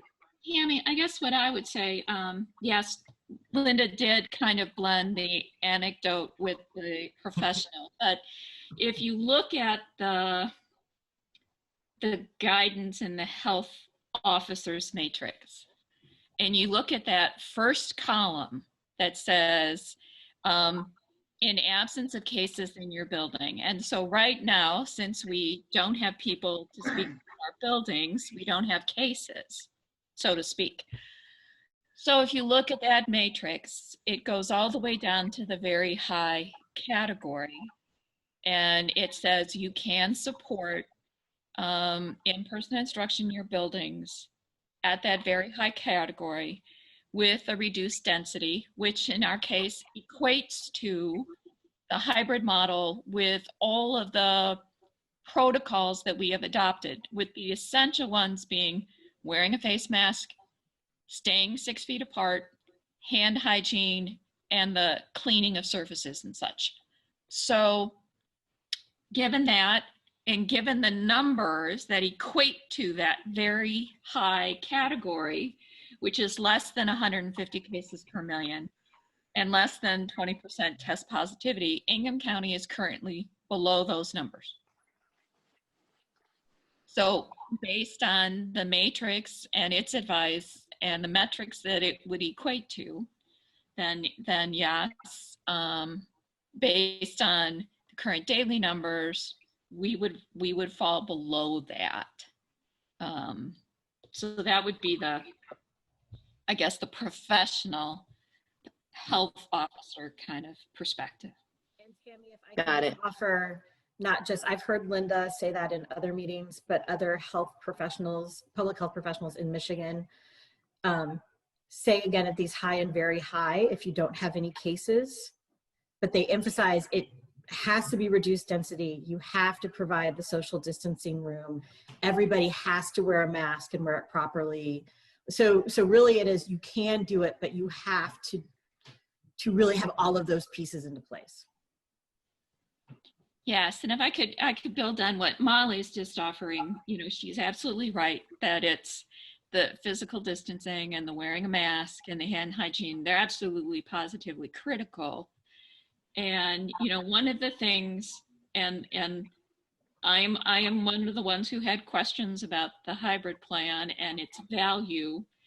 But one of the things you can say is that it does implement the physical distancing, and it also keeps the students out of the building over the lunch hour, which is probably the fail point for every plan that tries to bring people back, because you have to take your mask off to eat. And it is very difficult to manage the physical distancing in that setting. The students are fatigued. The students want to be social with their friends. We get all that. It's all human. But that is a point where we probably begin to fail on some of those measures.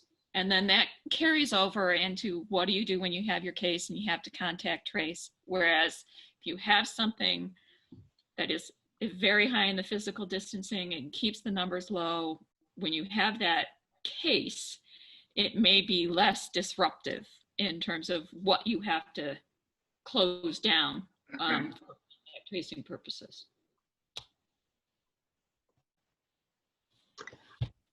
I'm trying to, I don't know if I should phrase this as a hypothetical or not. Obviously, because we don't technically have cohorts in the buildings right now, we're in, there's quote unquote no cases in the building. But we understand there have been recent cases in Hazlet, which may or may not include Hazlet students. So where does that information factor in? Is that considered a building with a known case? Because if we were in person or if we were hybrid, that student would be in the building. Does my question make sense? No, it absolutely makes sense. And I think that's open for discussion in terms of what do we do with knowledge of cases in our school population, even though we're not in the buildings. It may all depend on how many people may be impacted by that case or cases when contact tracing occurs.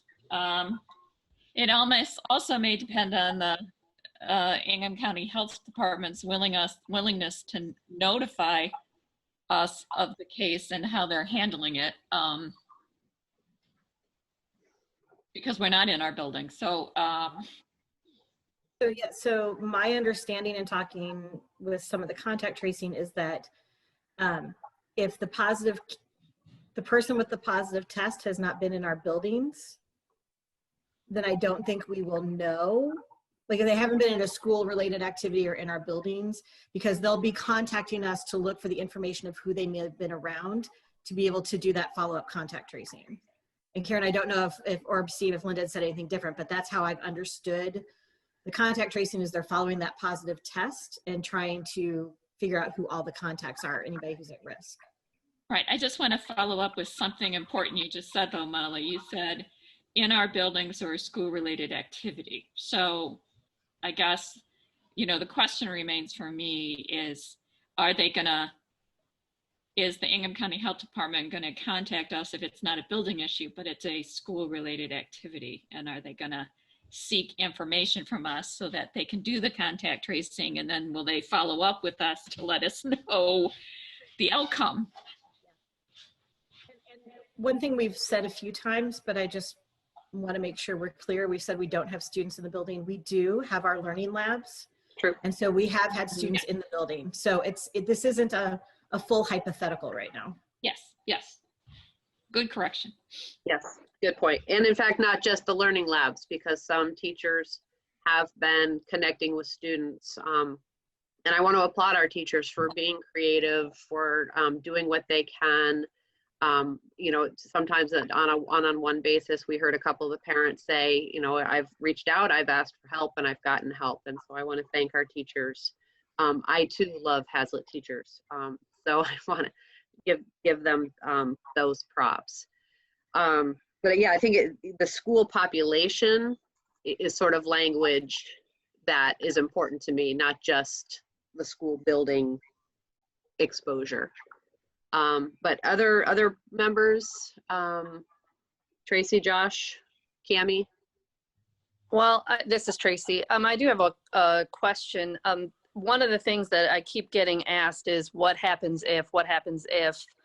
And I believe, and I just want to redirect people to those discussions that we have had and the protocols that are on the website and the flow chart and everything of what will happen, just to kind of, that was helpful for me if there is a positive case, you know, and what has happened in other schools. I know we have watched that as well, you know, but just to redirect people that those protocols are on the website. Am I correct, Steve? Still there? Correct. Thank you. Tracy, I think just also for our community to understand that the Ingham County Health Department is going to advise us case by case. And so there are going to be times when the community thinks we're handling something entirely different from the last time or a different time. And truly we're not. We're following the advice and the guidance of the Ingham County Health Department. And they may run into a circumstance where their contact tracers have more work than they can manage. So they may ask people to remove people from a building or a classroom or whatever it ends up being while they take the time they need to do the contact tracing.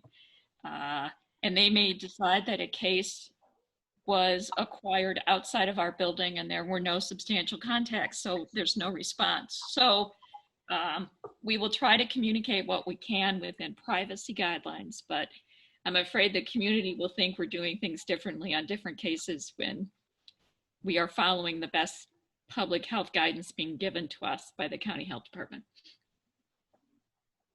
Thank you, Karen.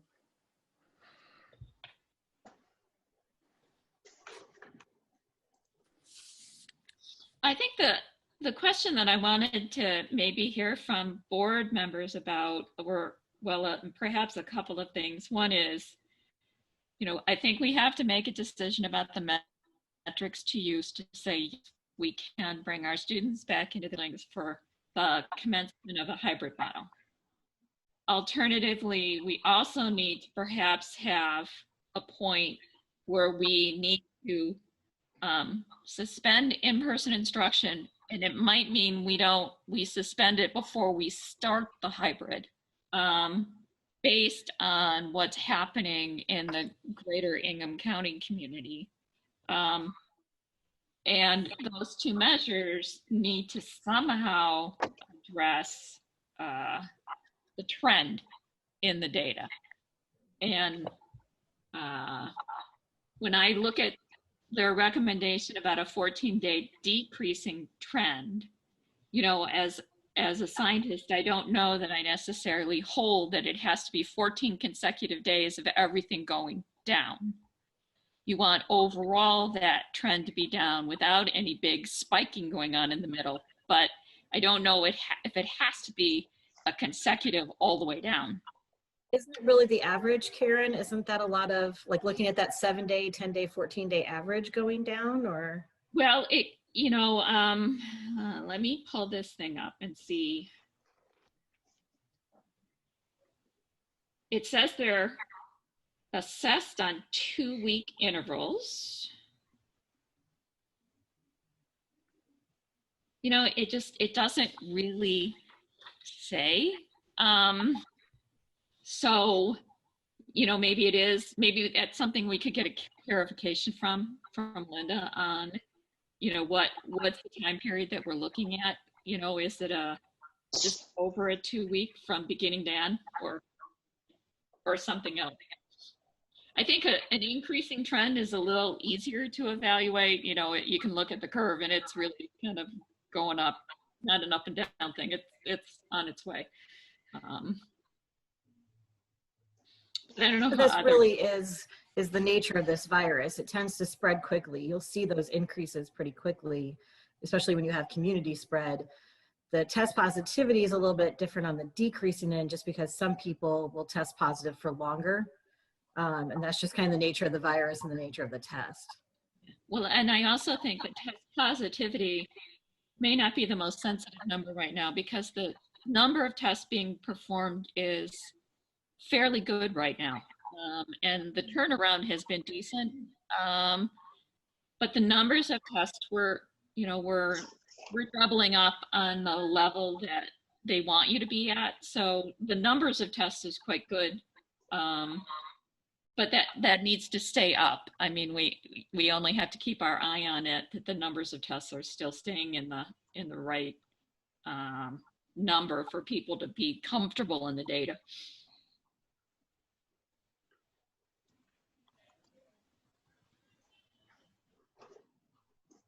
Cami and Josh. Yeah, well, when we're talking about no positive cases in school for the students who we are seeing face-to-face right now, and how does that correlate with extracurricular activities and how we are managing any potential extracurricular positives when considering getting back into face-to-face instruction?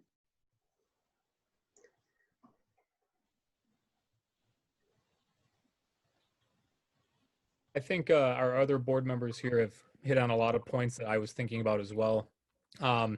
I was also at the committee meeting that we talked to Linda Vale on the phone with as well. And I will say the one issue, and Karen and Greg touched on a little bit, in that, you know, she was kind of mixing a little bit of the professional and the personal opinions there. And I did enjoy that insight. And although I have not had a chance to talk to her today, I would also like to know if her opinion has changed with the information that she gave us, with the reference that she made to her grandchild's school, and the fact that one of the schools in that district closed today for the next 14 days. So it's really hard when that conversation was very mixed with that opinion, and the data that we talked about during that too is, you know, not going in that trending direction, and the personal reference that she gave us also did not go in that trending direction.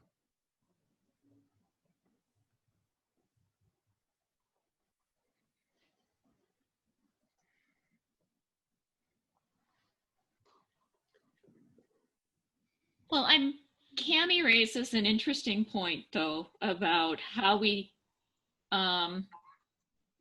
take into account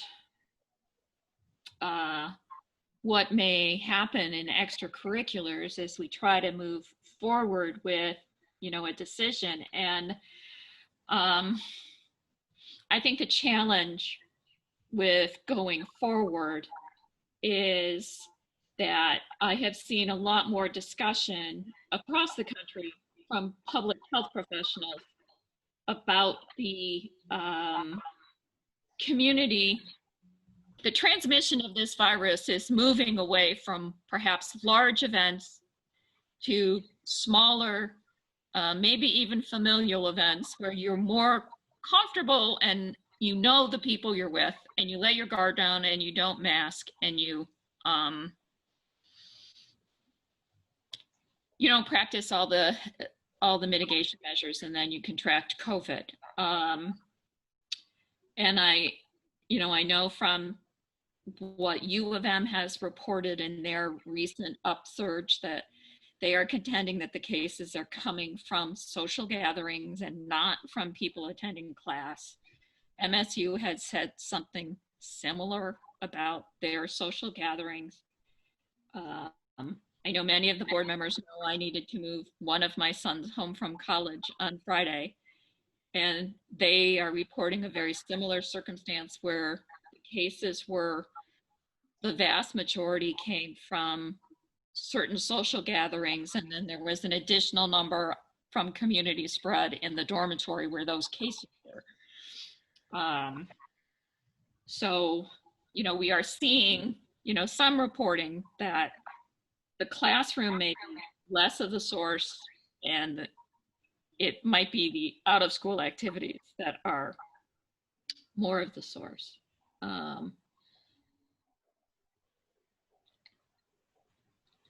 But we're still talking about community level data.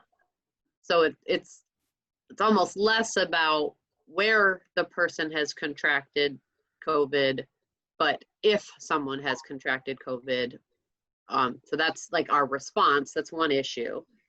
The larger issue of what our metrics are going to be, where people are catching it. I don't want to minimize that. I was going to say it almost doesn't matter where they catch it, but they're catching it and it's being spread.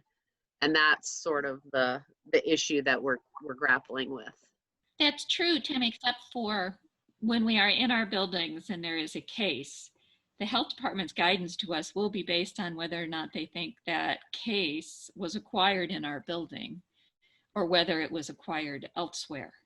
True. And that will affect their advice to us on what to do. If it's True. acquired in our building, they will ask us to do more in our building in terms of sending a classroom home, closing a building, whatever, than if they believe the case is singularly acquired from outside.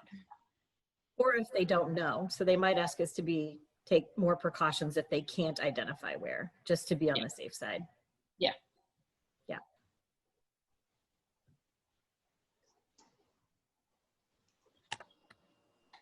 I know we said we're not going to take a vote. Our board members feeling comfortable weighing in on these metrics as they've been proposed, and sort of it's almost like a combination of the Safe Start and the health officer matrix.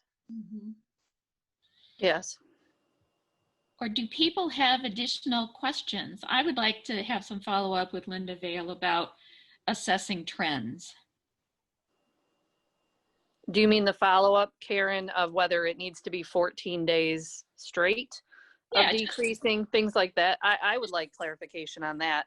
Just the perspective on how to address trends in the data, because I think we should look at some trends, but how? Can the health department be of assistance to that, or will they just give us a measuring stick to use when evaluating a trend?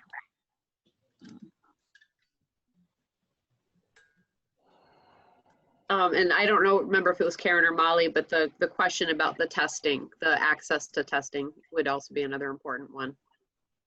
Mm-hmm. I think Molly asked that. Yes.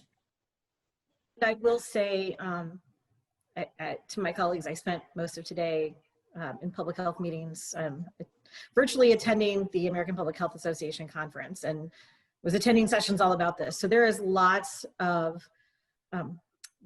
data being published, being shared on a variety of public health sources. And so the understanding of this, particularly in the schools, particularly with young children, so up to age 10, and then from ages 11 to 20 is kind of evolving every day.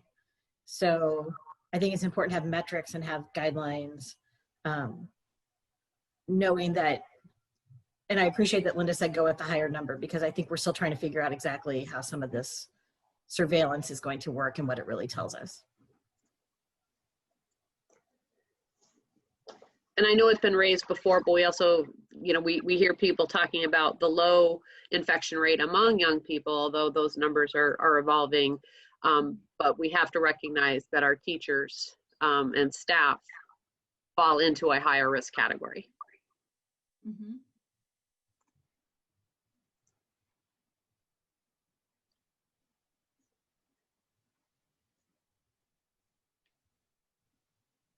Well, and I guess I will just say that when you look at this chart, the numbers look high, but they aren't.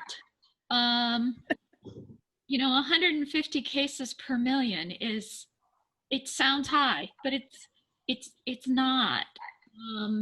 And the population of Ingham County is such that you divide that 150 by about 3.3, something like that. And that kind of gets you down to that absolute number of cases that would need to be reported in Ingham County to reach that 150 number. When I first put it together and I first put them down, I had to step back and say, these numbers look high. And that was, you know, that was one of the discussions with the health officer. And when you put it all in context of the matrix and what it is you're doing and that you're doing the other mitigation measures, they're not as high that they would appear at first blush.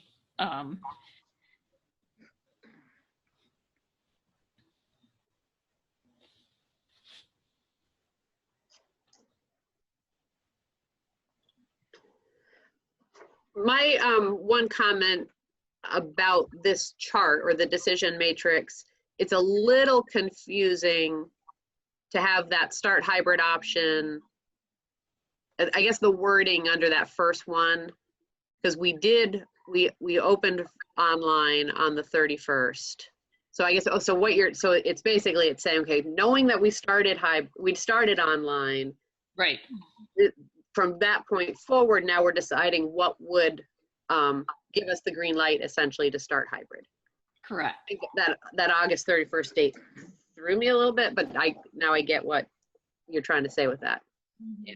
I mean, we can play around with that so it's clearer, but you know, that was basically the making the decision to go forward with some in-person instruction after being online, making a decision that we can't proceed with online instruction, whether we're in the building or not, just based on what's going on in the county, and then returning to full in-person instruction at some point. Those seem to be the three biggest decisions at the moment. And the last one, the returning to full in person at some future date. That can even be something to be addressed at a future date. I just felt a need to put it there as one of the three major decisions that would need to get made at some point.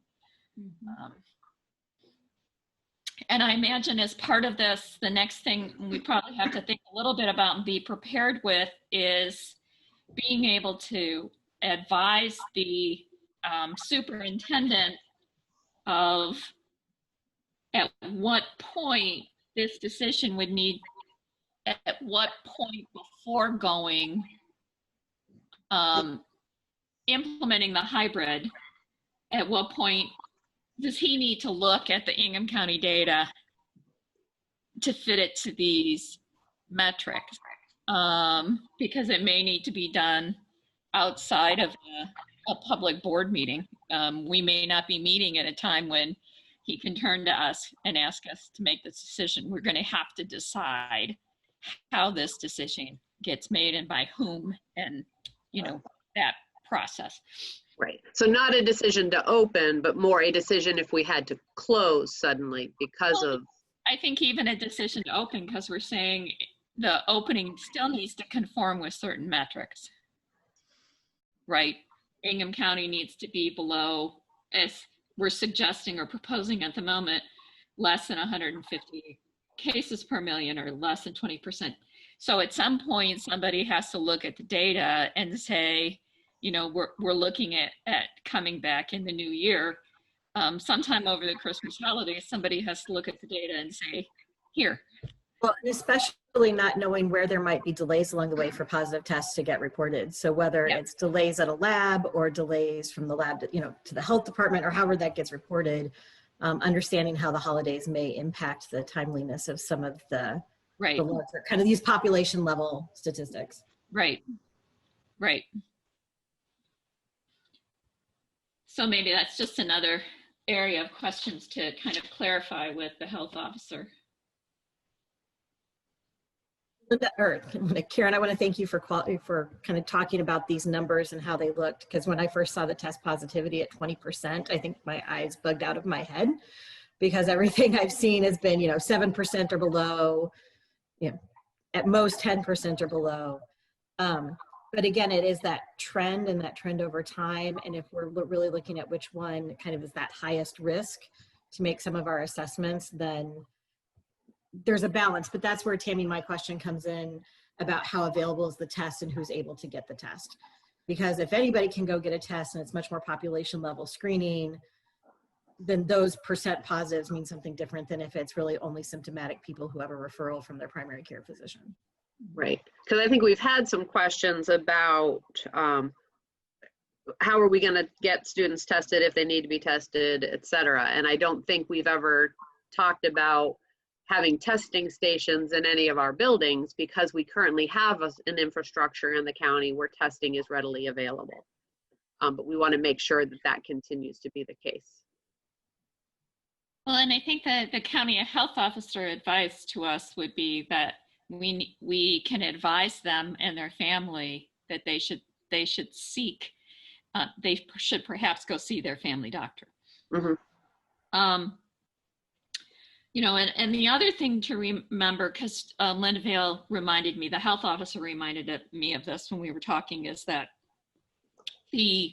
when they report the total number of tests that are done on any given day, and they report a 7-day rolling average for that number also includes people who have now had multiple tests. So they're not, when you see a number of 900 tests, those are not 900 unique individuals who've been tested.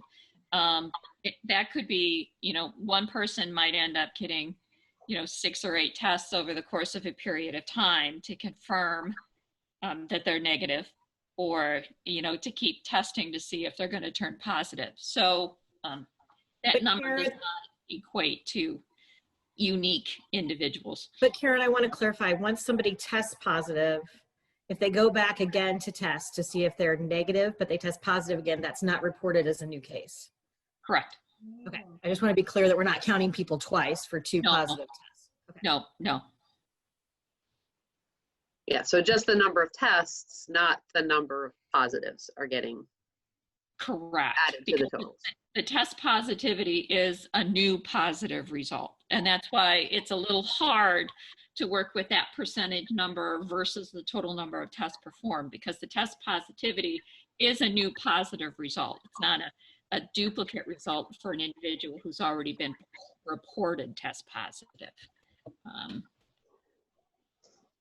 Okay, this is Greg. I'm guessing we're making our superintendent's head spin here a little bit, and I'd like to give him a little bit of direction.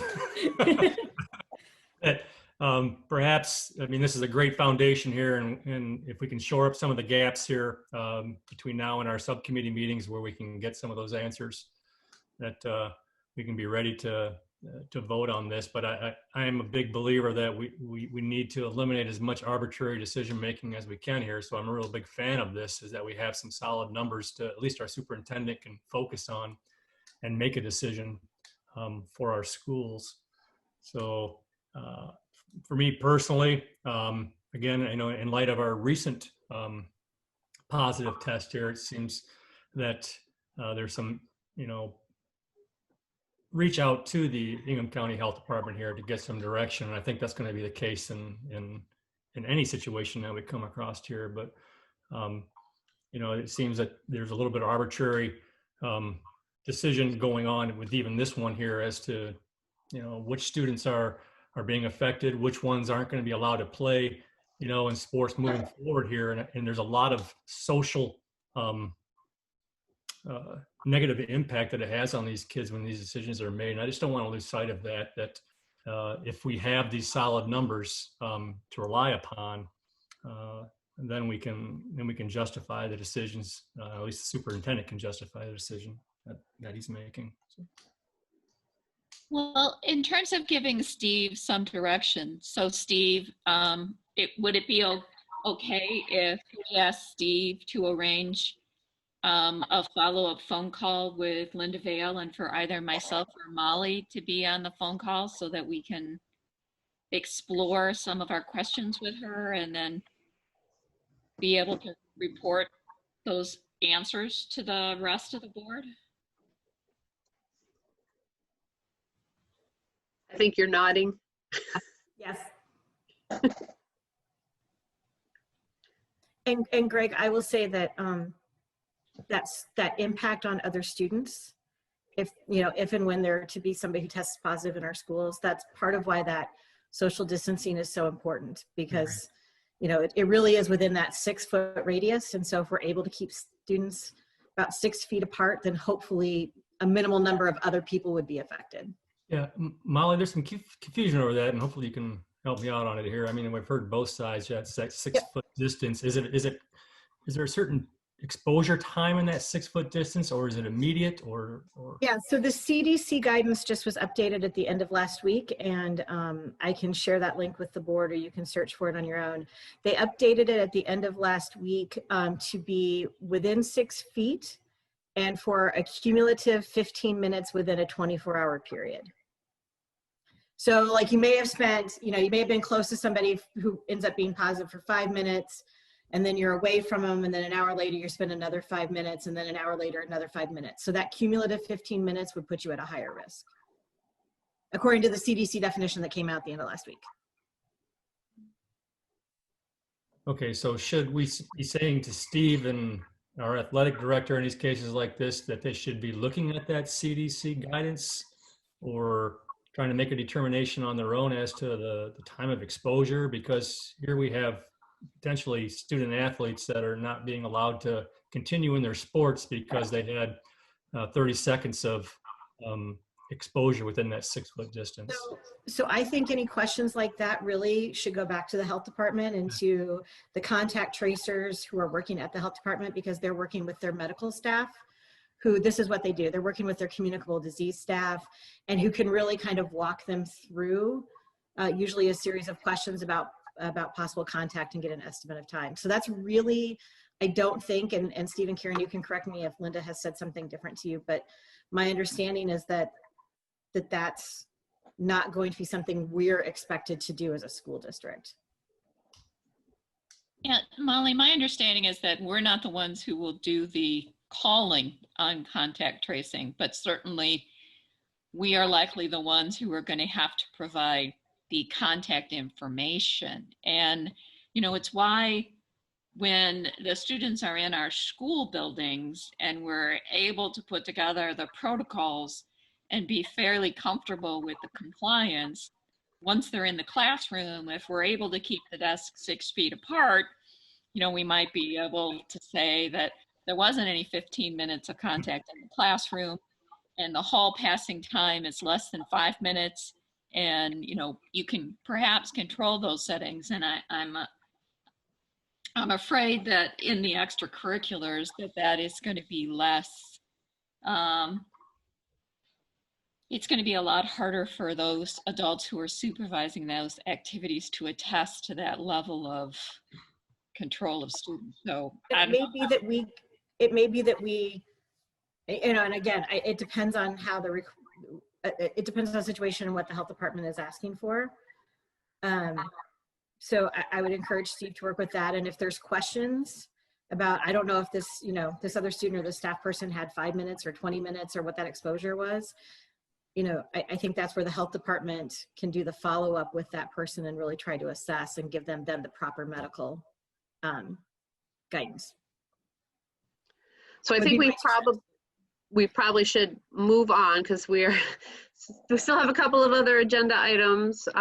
If there are any other pressing questions that we need to either direct to Linda Vale or back to the district administration, let's raise those now.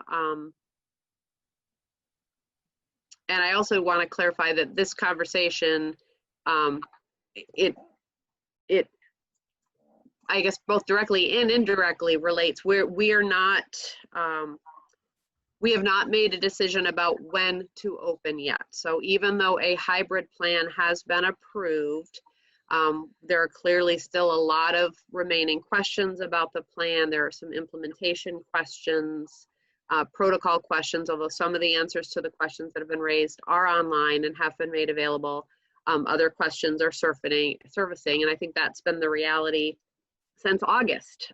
With each new day, we have new information, but we also have new questions. So that has been a challenge for all of us as we've moved through this pandemic.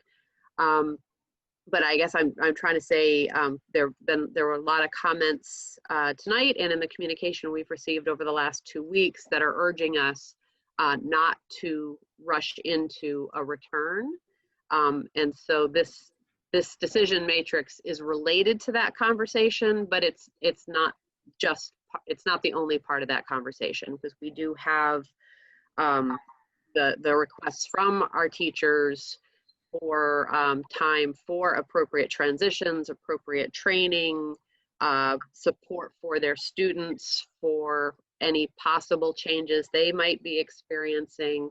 So I just want everybody to be on the same page that that's it's a part of, but it's not the entire conversation related to when we will open. So do we want to go to then item number 2, or I guess this is still part of it, Steve, our responsive return update? Correct. I'm ready when you are. Go ahead, I think, Okay. unless there's any other questions from board members. And again, I can't see everybody. So the next part of our discussion, as you mentioned, is my recommendation as in terms of timeline for returning and when that might be. So before I get into the actual recommendation, I just want to talk just very briefly about some of the factors and decisions, the decision to return to school and what that date might be. First and foremost, safety and security of all our staff and students. That's our number 1 priority. That's always been our number 1 priority, and it will continue to be our number 1 priority moving forward. So, and I know as we looked at the hybrid plan, it was not ideal, but really if you look at the metrics and you look at the data, you know, it was really given all of the protocols that we had placed, that we had in place with the social distancing and the mask wearing and all that, it was really the only option at this point that we could do in step 1 to bring students back to school. So the next point is the time to make sure that all implementations are in place. So I'm going to talk about that in length in just a minute, but that's obviously what we've heard from a lot of the people that spoke this evening, is make sure that we have enough time to make sure that we can do all the implementations that are necessary. Yes. Sorry, did you want to share? I don't know if you want to share your screen. Is it not shared? No. I'm seeing a slide that says factors in decision return. Where is it? Yeah, I have. Oh, it was just me. Sorry. I'm sorry for interrupting. Just me. Okay. So the next main point is that our staff is adequately trained and prepared for all aspects of the hybrid. As we heard tonight, safety protocols being the number 1 piece. We want to make sure that all those safety protocols are not only in place, which we've been working at length to make sure that they are in place, but also that there's a proper training for staff and for students moving forward. Another item is technology. We've talked about that at length, making sure that all the training that is necessary for technology is in place for all of our staff moving forward. And then lastly, the needs of all of our students, not only our general ed population, but our at-risk population and our special ed population. We want to make sure that we don't lose sight of those groups as we put this plan together and we put together a timeline moving forward. So my recommendation in terms of date of return to hybrid learning is as follows. For elementary, K-5, that would be January 4th, 2021 after spring break. And then for secondary, 6-12, that would be January 25th, 2021, which would actually be at the start of the 2nd semester for secondary. All of this would be based on if the health data and criteria warrants that, based on all the discussion that we had with regard to coming up with those metrics. This is just a date that I'm proposing, but obviously when we get to that date, we want to make sure that the metrics that we agree upon are in place before we return to in-person learning. I put a week of December 28th. That's just a date I threw out there. That's the week before. So whether that's the week that week or the week before, we just have to decide, as we mentioned on the timelines in terms of dates and 7-day lag or 14-day lag. We just want to make sure that we have all the adequate data when we get to making that decision. So as we look at developing a timeline. This is really what's critical moving forward, is making sure that all of the necessary pieces are in place before we can bring students back. The biggest one is finalizing our survey data. At this point, we have about 90% of our community that has responded. And so we want to make sure that we are able to get 100% at some point, or at least make sure that we have the majority, so that when we do our staffing and we do those things moving forward, that we have all the accurate data in terms of what individuals want to do. So I did hear some comments about the online commitment of being for a full year. I know that that's caused some challenges for parents in making the decision. Really that's all about staffing. So when we go to online, we need to make sure that we have adequate staffing for both in-person and online. And so our hope is always that if there's some point where we can return to more in face-to-face learning, that we would provide some flexibility for parents who are online. But most of that will be based upon if we can provide the staffing necessary to make that shift. So developing the cohorts, we have to develop a criteria for the cohorts. Obviously, family is going to be the biggest criteria for that piece, but we also have to develop those cohorts over grade levels, because we have many families that have students in high school, middle school, Raleigh Elementary, and all of our buildings across the district. So we want to make sure that when we align those cohorts, that we're taking families into consideration, and that they may have students at multiple buildings. So I also alluded to the fact staffing needed for hybrid versus online. That's a big piece of that. If we're going to have an online only at elementary, which is what we're saying, we need to determine which teachers are going to be online only and which teachers are going to be in person. And so staffing is going to be a big part of that. Also, we want to develop a transition plan for students. So we want to cause the least amount of disruption for students as possible. We know that we want to make sure that we have the opportunity that if there is some transition, that students have enough opportunity to make that transition and parents feel comfortable about that. Also developing a transition for special ed students. We're currently offering learning labs. So as we move back into the hybrid learning model, we want to make sure that we're taking into consideration all of the needs for our special ed students in the hybrid learning model. Training staff on safety protocols. We've heard that loud and clear from our staff. Developing a professional development schedule for staff in terms of all of the necessary things that need to be in place moving forward. Then we have to put together a busing schedule. Once we know the cohorts where people are at, then we have to develop busing to be able to pick up kids. So there's a lot of pieces for the elementary moving forward. What we're hoping to be able to do is the last couple weeks before the Christmas break, that we could develop a plan to bring back groups of students, either in classes, cohorts, grade levels, to get familiar with the new normal of school. Many of our students our kindergarten students have never been in school. And some of our students have never been in certain buildings. If I'm in 6th grade, I've never been in the middle school. So we think that it's prudent to offer those opportunities to students so they can get familiar with getting back in the building. It also gives us an opportunity to do some training for safety protocols. So, we don't want to bring students back all at once and then, have to do all the training on that first day. So I think kind of like a soft start, that we would have the opportunity that students could come back in the buildings. Teachers could get comfortable with that, and also our students could get comfortable with that. Riding the bus is going to be different. Going to the restroom is going to be different. So I think having small groups in where we can work with them in transition provides for a better opportunity moving forward, and we can be successful once we do bring the full cohorts back in person.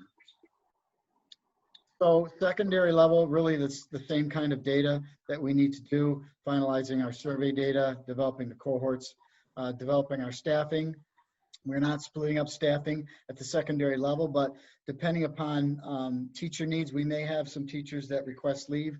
And so we're short in a certain subject area, so we might have to be flexible with the way that we provide education for those certain courses. So we have to be cognizant of that fact. Transition plan for special ed students, just like at elementary, training on safety protocols, professional development, and then developing bus schedules that we will need for our secondary students.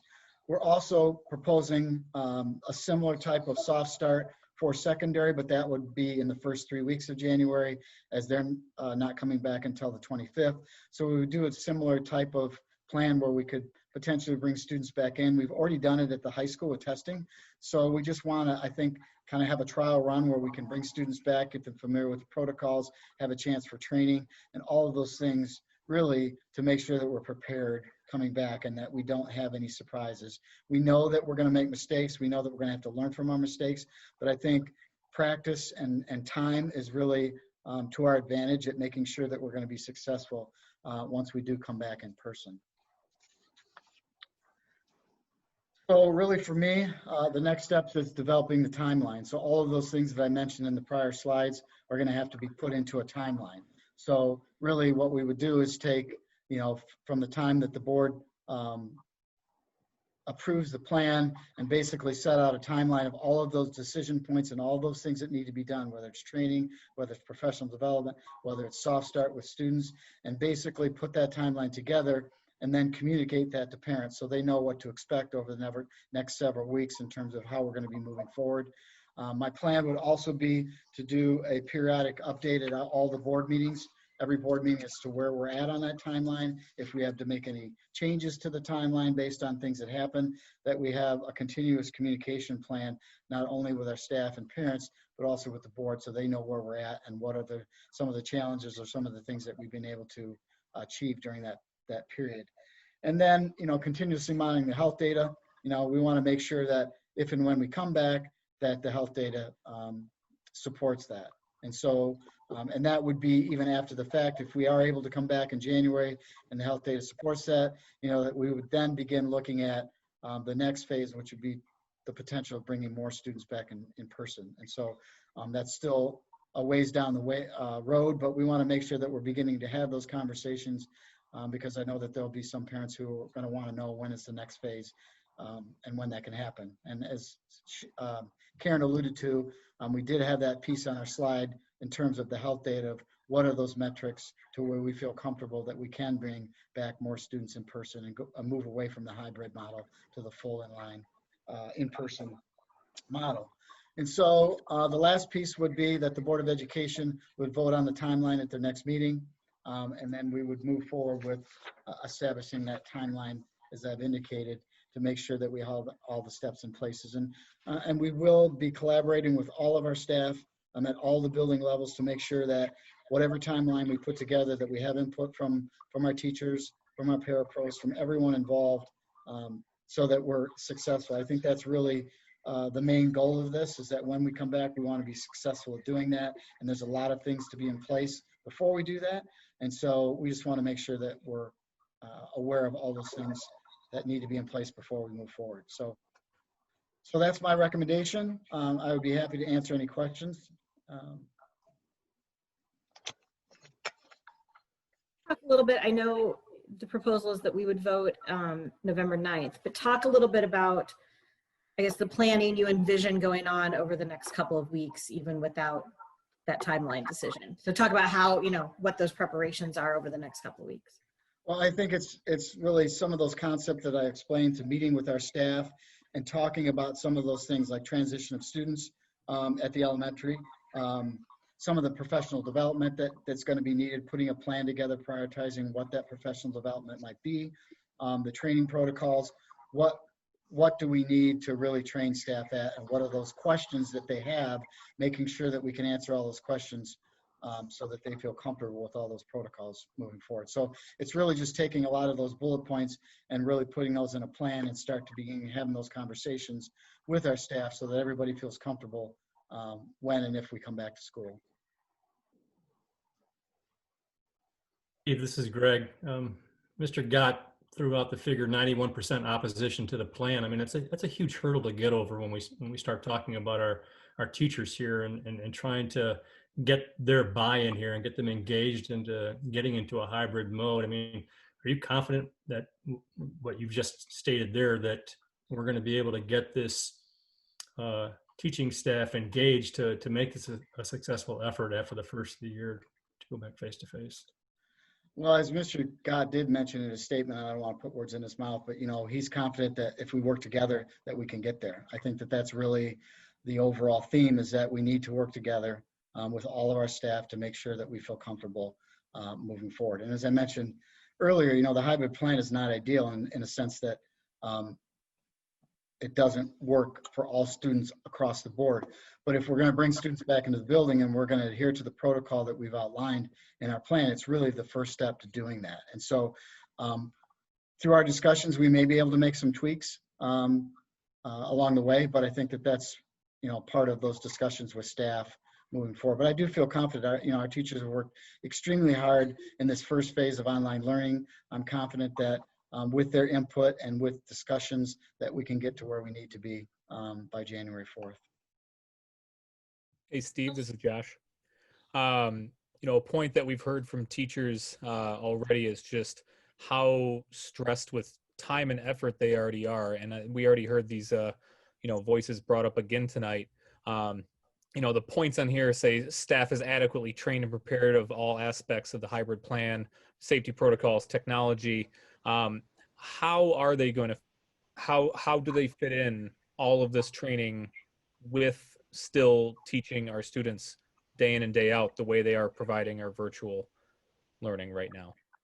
Well, that is a good question. I mean, part of that would probably be woven into our Wednesdays, off days.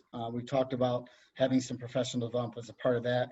We do have November 3rd, which is a full day professional development already scheduled for next week that will begin those discussions.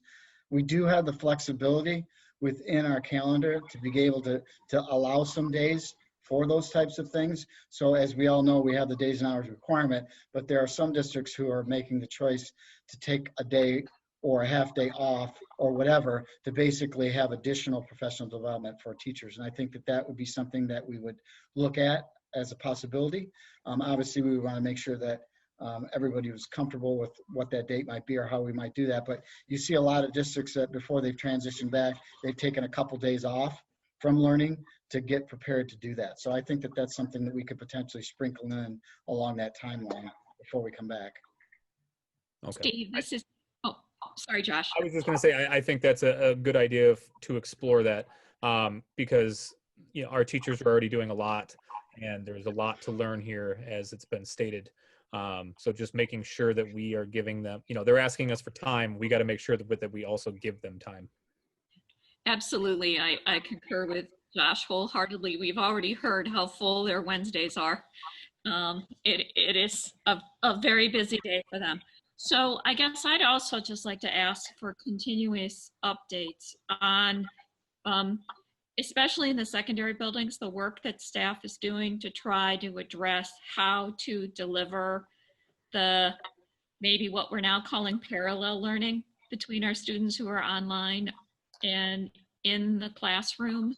I know some staff are trialing different approaches to that, and I'd like to be kept up to date on the progress or the successes or barriers that they're encountering, because we know that most of our secondary building teachers teach multiple subjects, whether it's 2, 3, or 4 or more, and having to cover that many subjects just adds to their lesson planning and the complexity of the day when they move to a hybrid and an asynchronous and an online. So I would just like to be updated on the progress that we're making in meeting that specific challenge. Yeah, and I'll echo, I'm also concerned because those Wednesdays that are not synchronous days, the teachers are working. They're they're preparing, they're responding to students, they're in some cases connecting with students. So I share the concerns that have been raised in terms of we're still asking them to be teachers. They're still continuing with the instruction. So that is a remaining concern that I have, that I continue to have about the plan, is asking them to juggle but they've already been transitioning, spending this number of weeks and months, kind of getting everybody on board and settled. That is why I would support a time frame of end of semester or near end of semester. But I'm very conscious of the fact that the teachers are already working above and beyond. They don't really have off days. So need to be conscious of that. Absolutely. Cami, others, questions or comments? No, I think you all covered it. Agreed. I would just, this is Tracy. I would just say I appreciated the time in hearing the teachers and meeting with them. And one of the things that they did ask for was time in order to do the plan well, and that they are so capable and so wonderful. And I think that we can, by this timeline, Steve, I think that that respects that request. And even Dave said at the beginning, Mr. Gott, that, you know, that is the thing that they need to make this all come together.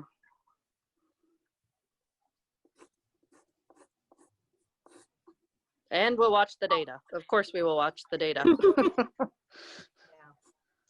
Steve, this extension here now, are the administrators reporting back to you on a regular basis here? You know, we're covering of this gap that we experienced in the spring there. Are we covering that gap? Are there projections that we might be keeping pace, or are we going to worsen this gap as we extend this into next year? Or where are we at as a district in the schools right now? So we're really just starting to accumulate our assessment data. So we just really have the first look at that. So I would hope to, once we get some concrete data on assessment, that we'd be able to share with the board at some point here very shortly, because I believe some of that data is available. We just don't have it in a format to share with the board yet. But absolutely, I think that's a good part of our discussion moving forward.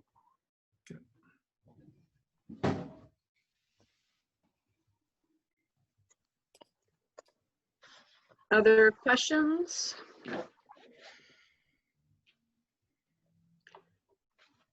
Okay, then I think we can move on to item number 3, our COVID-19 extended learning plan. This is the monthly revisiting of the document as per state statute. All districts in the state of Michigan are required to review these materials monthly and submit information to the ISDs, which go back to the state. So we're doing that. Mr. Cook. Yeah, so as you mentioned, we have to do this monthly. I believe the next submission date is November 9th. We have not made any changes to our plan at this point. So we're really just submitting what we've had in the past. We will make changes as they become available. If in fact we move forward with some changes, we will share those out prior to the board moving forward with that. It's not really something the board has to approve. It's just something that we have to share. And then eventually we have to share the attendance data with the board. That's one of the requirements as a part of that, and we'll be bringing that to the board meeting next meeting to share the attendance data to this point. So in terms of the action item that we have on this evening's agenda, we're just reaffirming, or we're acknowledging that you're submitting the same data. Is that what you're asking of us? Yes, and really, in hindsight, we really didn't need to have that as a part of the agenda because the first time that we brought this forward, it doesn't require board approval. I'm happy to keep that as a part of the action items, but it's not required. So. Okay, thank you for clarifying that. Mm-hmm. I think we can probably move to our second reading of new and revised board policies. So we have 5 revised or new policies that we have put in front of the board. This is the second reading. So we had our first reading 2 weeks ago. This is the second, and then would most likely be an action item on the November 9th meeting agenda. So the first is policy 2210 of curriculum development. There are revisions proposed in bullet points B and F under the board directing the curriculum of this district to be under point B. It's providing grade appropriate instruction on cultural differences, including but not limited to racial, ethnic, religious, and gender, and that would be age appropriate, grade appropriate from kindergarten through 12th grade. The other point is that the curriculum would be consistent with the district's values of mutual respect and understanding, including the incorporation of social and emotional learning and culturally responsible educational practice at each grade level, kindergarten through 11. So these revisions are based on feedback that we received through Hazlitt Voices for Change over the summer, and have been working with their recommended language and then feedback from board members on these proposed changes. Policy 4362.01 is on threatening behavior towards staff members. This change mirrors a change we made earlier this year to a parallel policy where we include examples of such threatening behavior that could be covered on this policy, but we say examples include but are not limited to. So we provide some examples for our administrators to work from, recognizing that it's not an exhaustive list. Policy 5610 is around emergency removal, suspension, and expulsion of non-disabled students. The primary changes in this policy are due process changes, which reflect some of what happened, or some of the changes we made under the revisions to Title IX based on the changes that happened at the U.S. Department of Education. And so the changes here reflect that new policy. Policy 5611, which is due process rights. Now also the addition is language around the maintenance of electronic media and any electronic information gathered by administrators for a disciplinary action hearing. And then policy 8450.01 is a new policy related to protective facial coverings during pandemic and epidemic events. It lays out what would be acceptable face coverings, including face masks and shields with a mask, that students shall wear a face mask unless they are unable to do so for health or developmental reasons, that those who do not or cannot wear a mask or face covering may be reassigned to the superintendent to an online or virtual learning environment, and that during times of elevated communicable disease community spread, that all students will be required to wear masks while being transported on school buses or other modes of school transportation. It also provides use of face shields and some guidance there, particularly how it relates to when they're interacting with students, such as those with disabilities. So we had somebody who brought it up earlier, those who need to lip read, so where communication could be impacted, as well as when interacting with our English language learners, or where a cloth mask might present a safety hazard, such as in a science lab. So that policy is new. And I think that's all 5.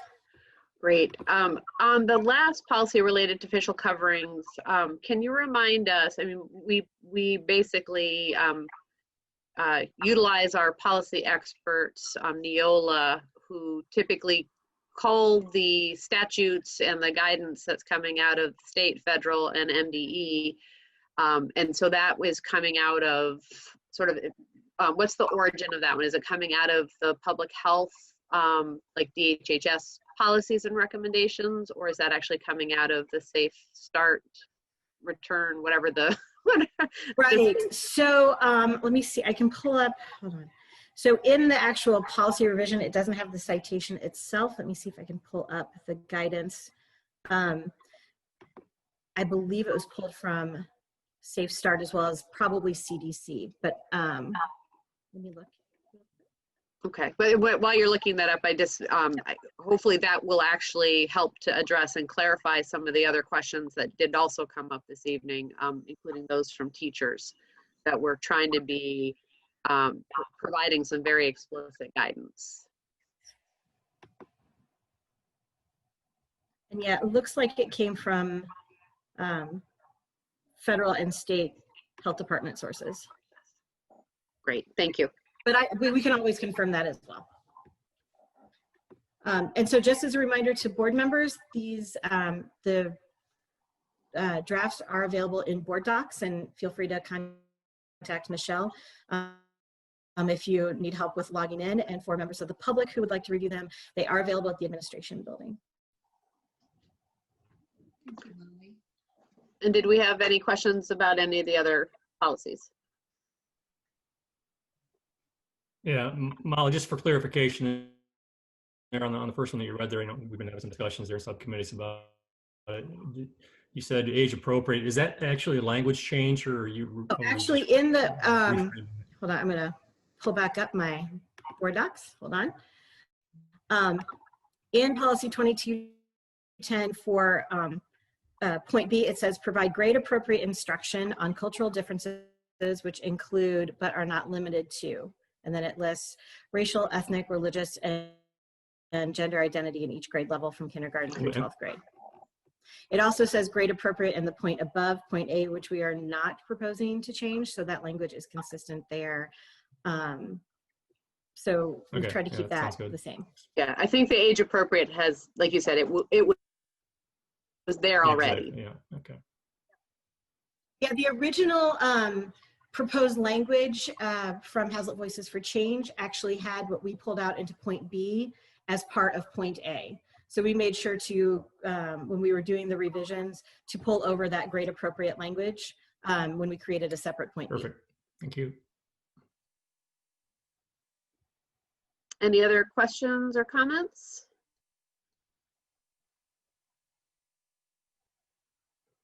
All right, well, thank you very much. We can go on to board reports. Molly, you want to just keep going? Sure, hold on. I want to pull up my notes just to make sure I don't forget something. So our committee met last Wednesday. We discussed the return to school plan, and our members discussed the meetings they had been part of in separate meetings with the leadership of the Hazlet Education Association, and really appreciated what we heard, what all of us heard in all of those meetings. So we were able to kind of share and talk about how then that shaped what was going to happen as we return to school and a possible timeline. We also took an initial look at what Treasurer East had put together with Superintendent Cook around the different metrics for COVID-19 data, and that Ms. Vale was going to be at their meeting the next day. So we were able to kind of add a couple of questions to their list of questions for the health officer. We just really quick reminded everybody that we did type up the whole policy approval process for everyone on the board. And I just reminded our committee members if they had any comments to send them to me. Superintendent Cook provided an update on the construction of the buildings, particularly the punch list items, as well as the work that is ongoing at the high school around the performance gym. And I think those were the main pieces. Great. Any questions for policy and personnel? All right, Treasurer East, finance and facilities. As has already been mentioned, we did have a conversation with Linda Vale on the phone, the Ingham County Health Officer, to ask a bunch of questions, primarily related to how we could use COVID-19 metrics as guidelines for our decisions about in-person learning in our buildings. And then we had a lot of conversation about those metrics and how to use them and what they might be, and which kind of led to what was included in the board meeting tonight for more discussion. And we had continuing conversation about the hybrid plan and what it meant, and how to implement that going forward, and some discussion about the time frame for implementing it, given all the community comment and the comment from our teachers of what made sense in terms of a timeline.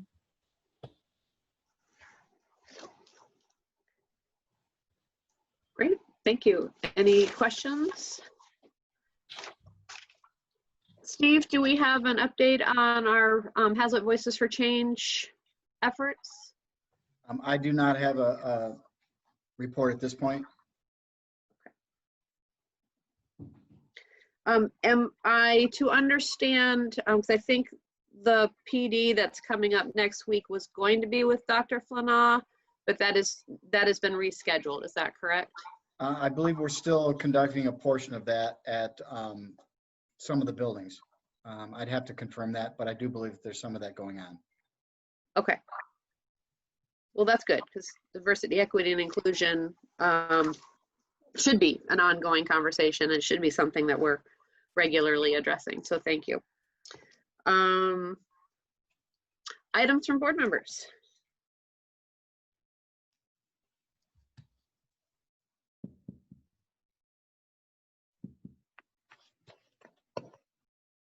Everyone's shy all of a sudden? No.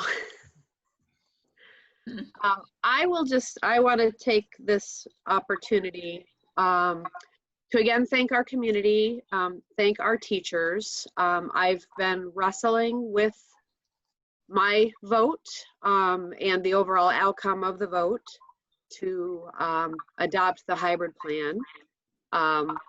And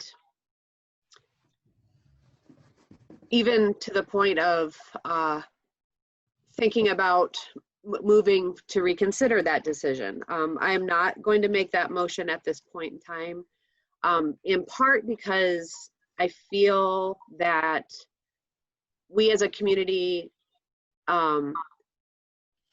the moving forward and having a plan feels, even if it's a plan that people don't love,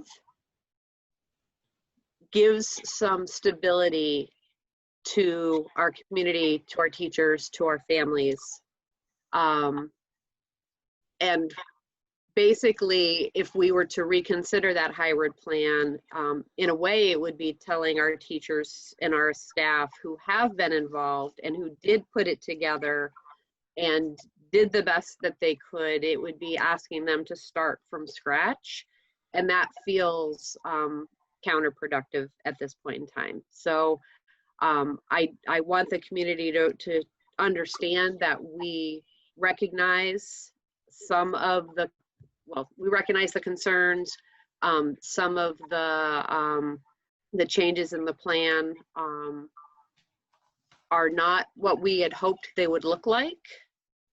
But I think that at this point, I think someone used the language, we have a direction now, we have a plan, we know what it's gonna look like, and now if we adopt the timeline, we won't be rushing into the implementation. It will give us some time to, again, get that buy-in and get the support and understanding of the community. So I want to thank everybody again, and in particular our teachers, because I know this has been rough.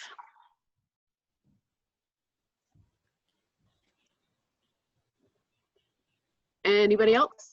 Oh, are you talking? With, oh, yeah, I just want to say along with what you said, I did want to thank in particular the leadership of the Hazlet Education Association and those individuals who took time out of their already crazy busy teaching days and personal lives to sit down and speak with the members of the board. And at least where the session I attended had what I felt was a very positive conversation. Not always an easy conversation, but I felt like we moved forward. And so I just wanted to thank them and for really representing their colleagues in their schools. And so I really appreciated their voice and just wanted to say thank you in particular to those individuals.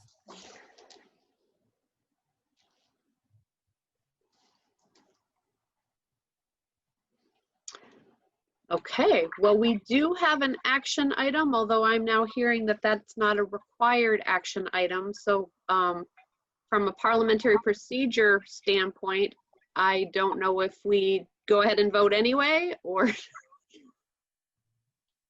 what is the thoughts of our members? Should we just go ahead and make a motion? Do you want a motion, Tammy, to revise the agenda to eliminate that item? If it's not. Yeah, I think it would be, I'm forgetting the parliamentary language, but basically to table this action item. Would you like me to make that motion? If you're moved to do so, no pun intended, sure. I move that we table the action item concerning confirming the COVID-19 extended learning plan. Great, we have a motion. Do we have a second? I'll second. That was Cammie, thank you. I don't think we need a roll call for this. All in favor of the motion to table the action item, say aye. Aye. Aye. Any opposed? All right, we'll table that item. Great, so then that gets us to our consent agenda. We just have 3 items, pretty standard things. Approval of the minutes from October 12th, 2020 regular board meeting, approval of the minutes from the October 21st Policy and Personnel Committee meeting, and approval of the minutes from the October 22nd Finance and Facilities Committee meeting. Does anyone need any of those items pulled for clarification or questions? If not, I'll entertain a motion to approve the consent agenda. I move approval of the consent agenda. Second. Motion by East, second by Palvarento. We don't need questions. All in favor of the consent agenda, please say aye. Aye. Aye. Any opposed? Motion carries. Thank you. Announcements. Finance and Facilities Committee is meeting on November 3rd at 9 a.m. at the admin building. A Policy and Personnel Committee meeting will be held on November 4th at 9:30 a.m. also at the boardroom, in the boardroom of the admin building. And our next regularly scheduled Board of Education meeting is on November 9th at 7 p.m. We will hold that meeting remotely again. So I will entertain a motion to adjourn. I move that I'll we move that. adjourn. Go ahead. All right, I heard motion by Josh, second by Tracy. Does that work? That works. All right. All in favor of the motion to adjourn, please say aye. Aye. Aye.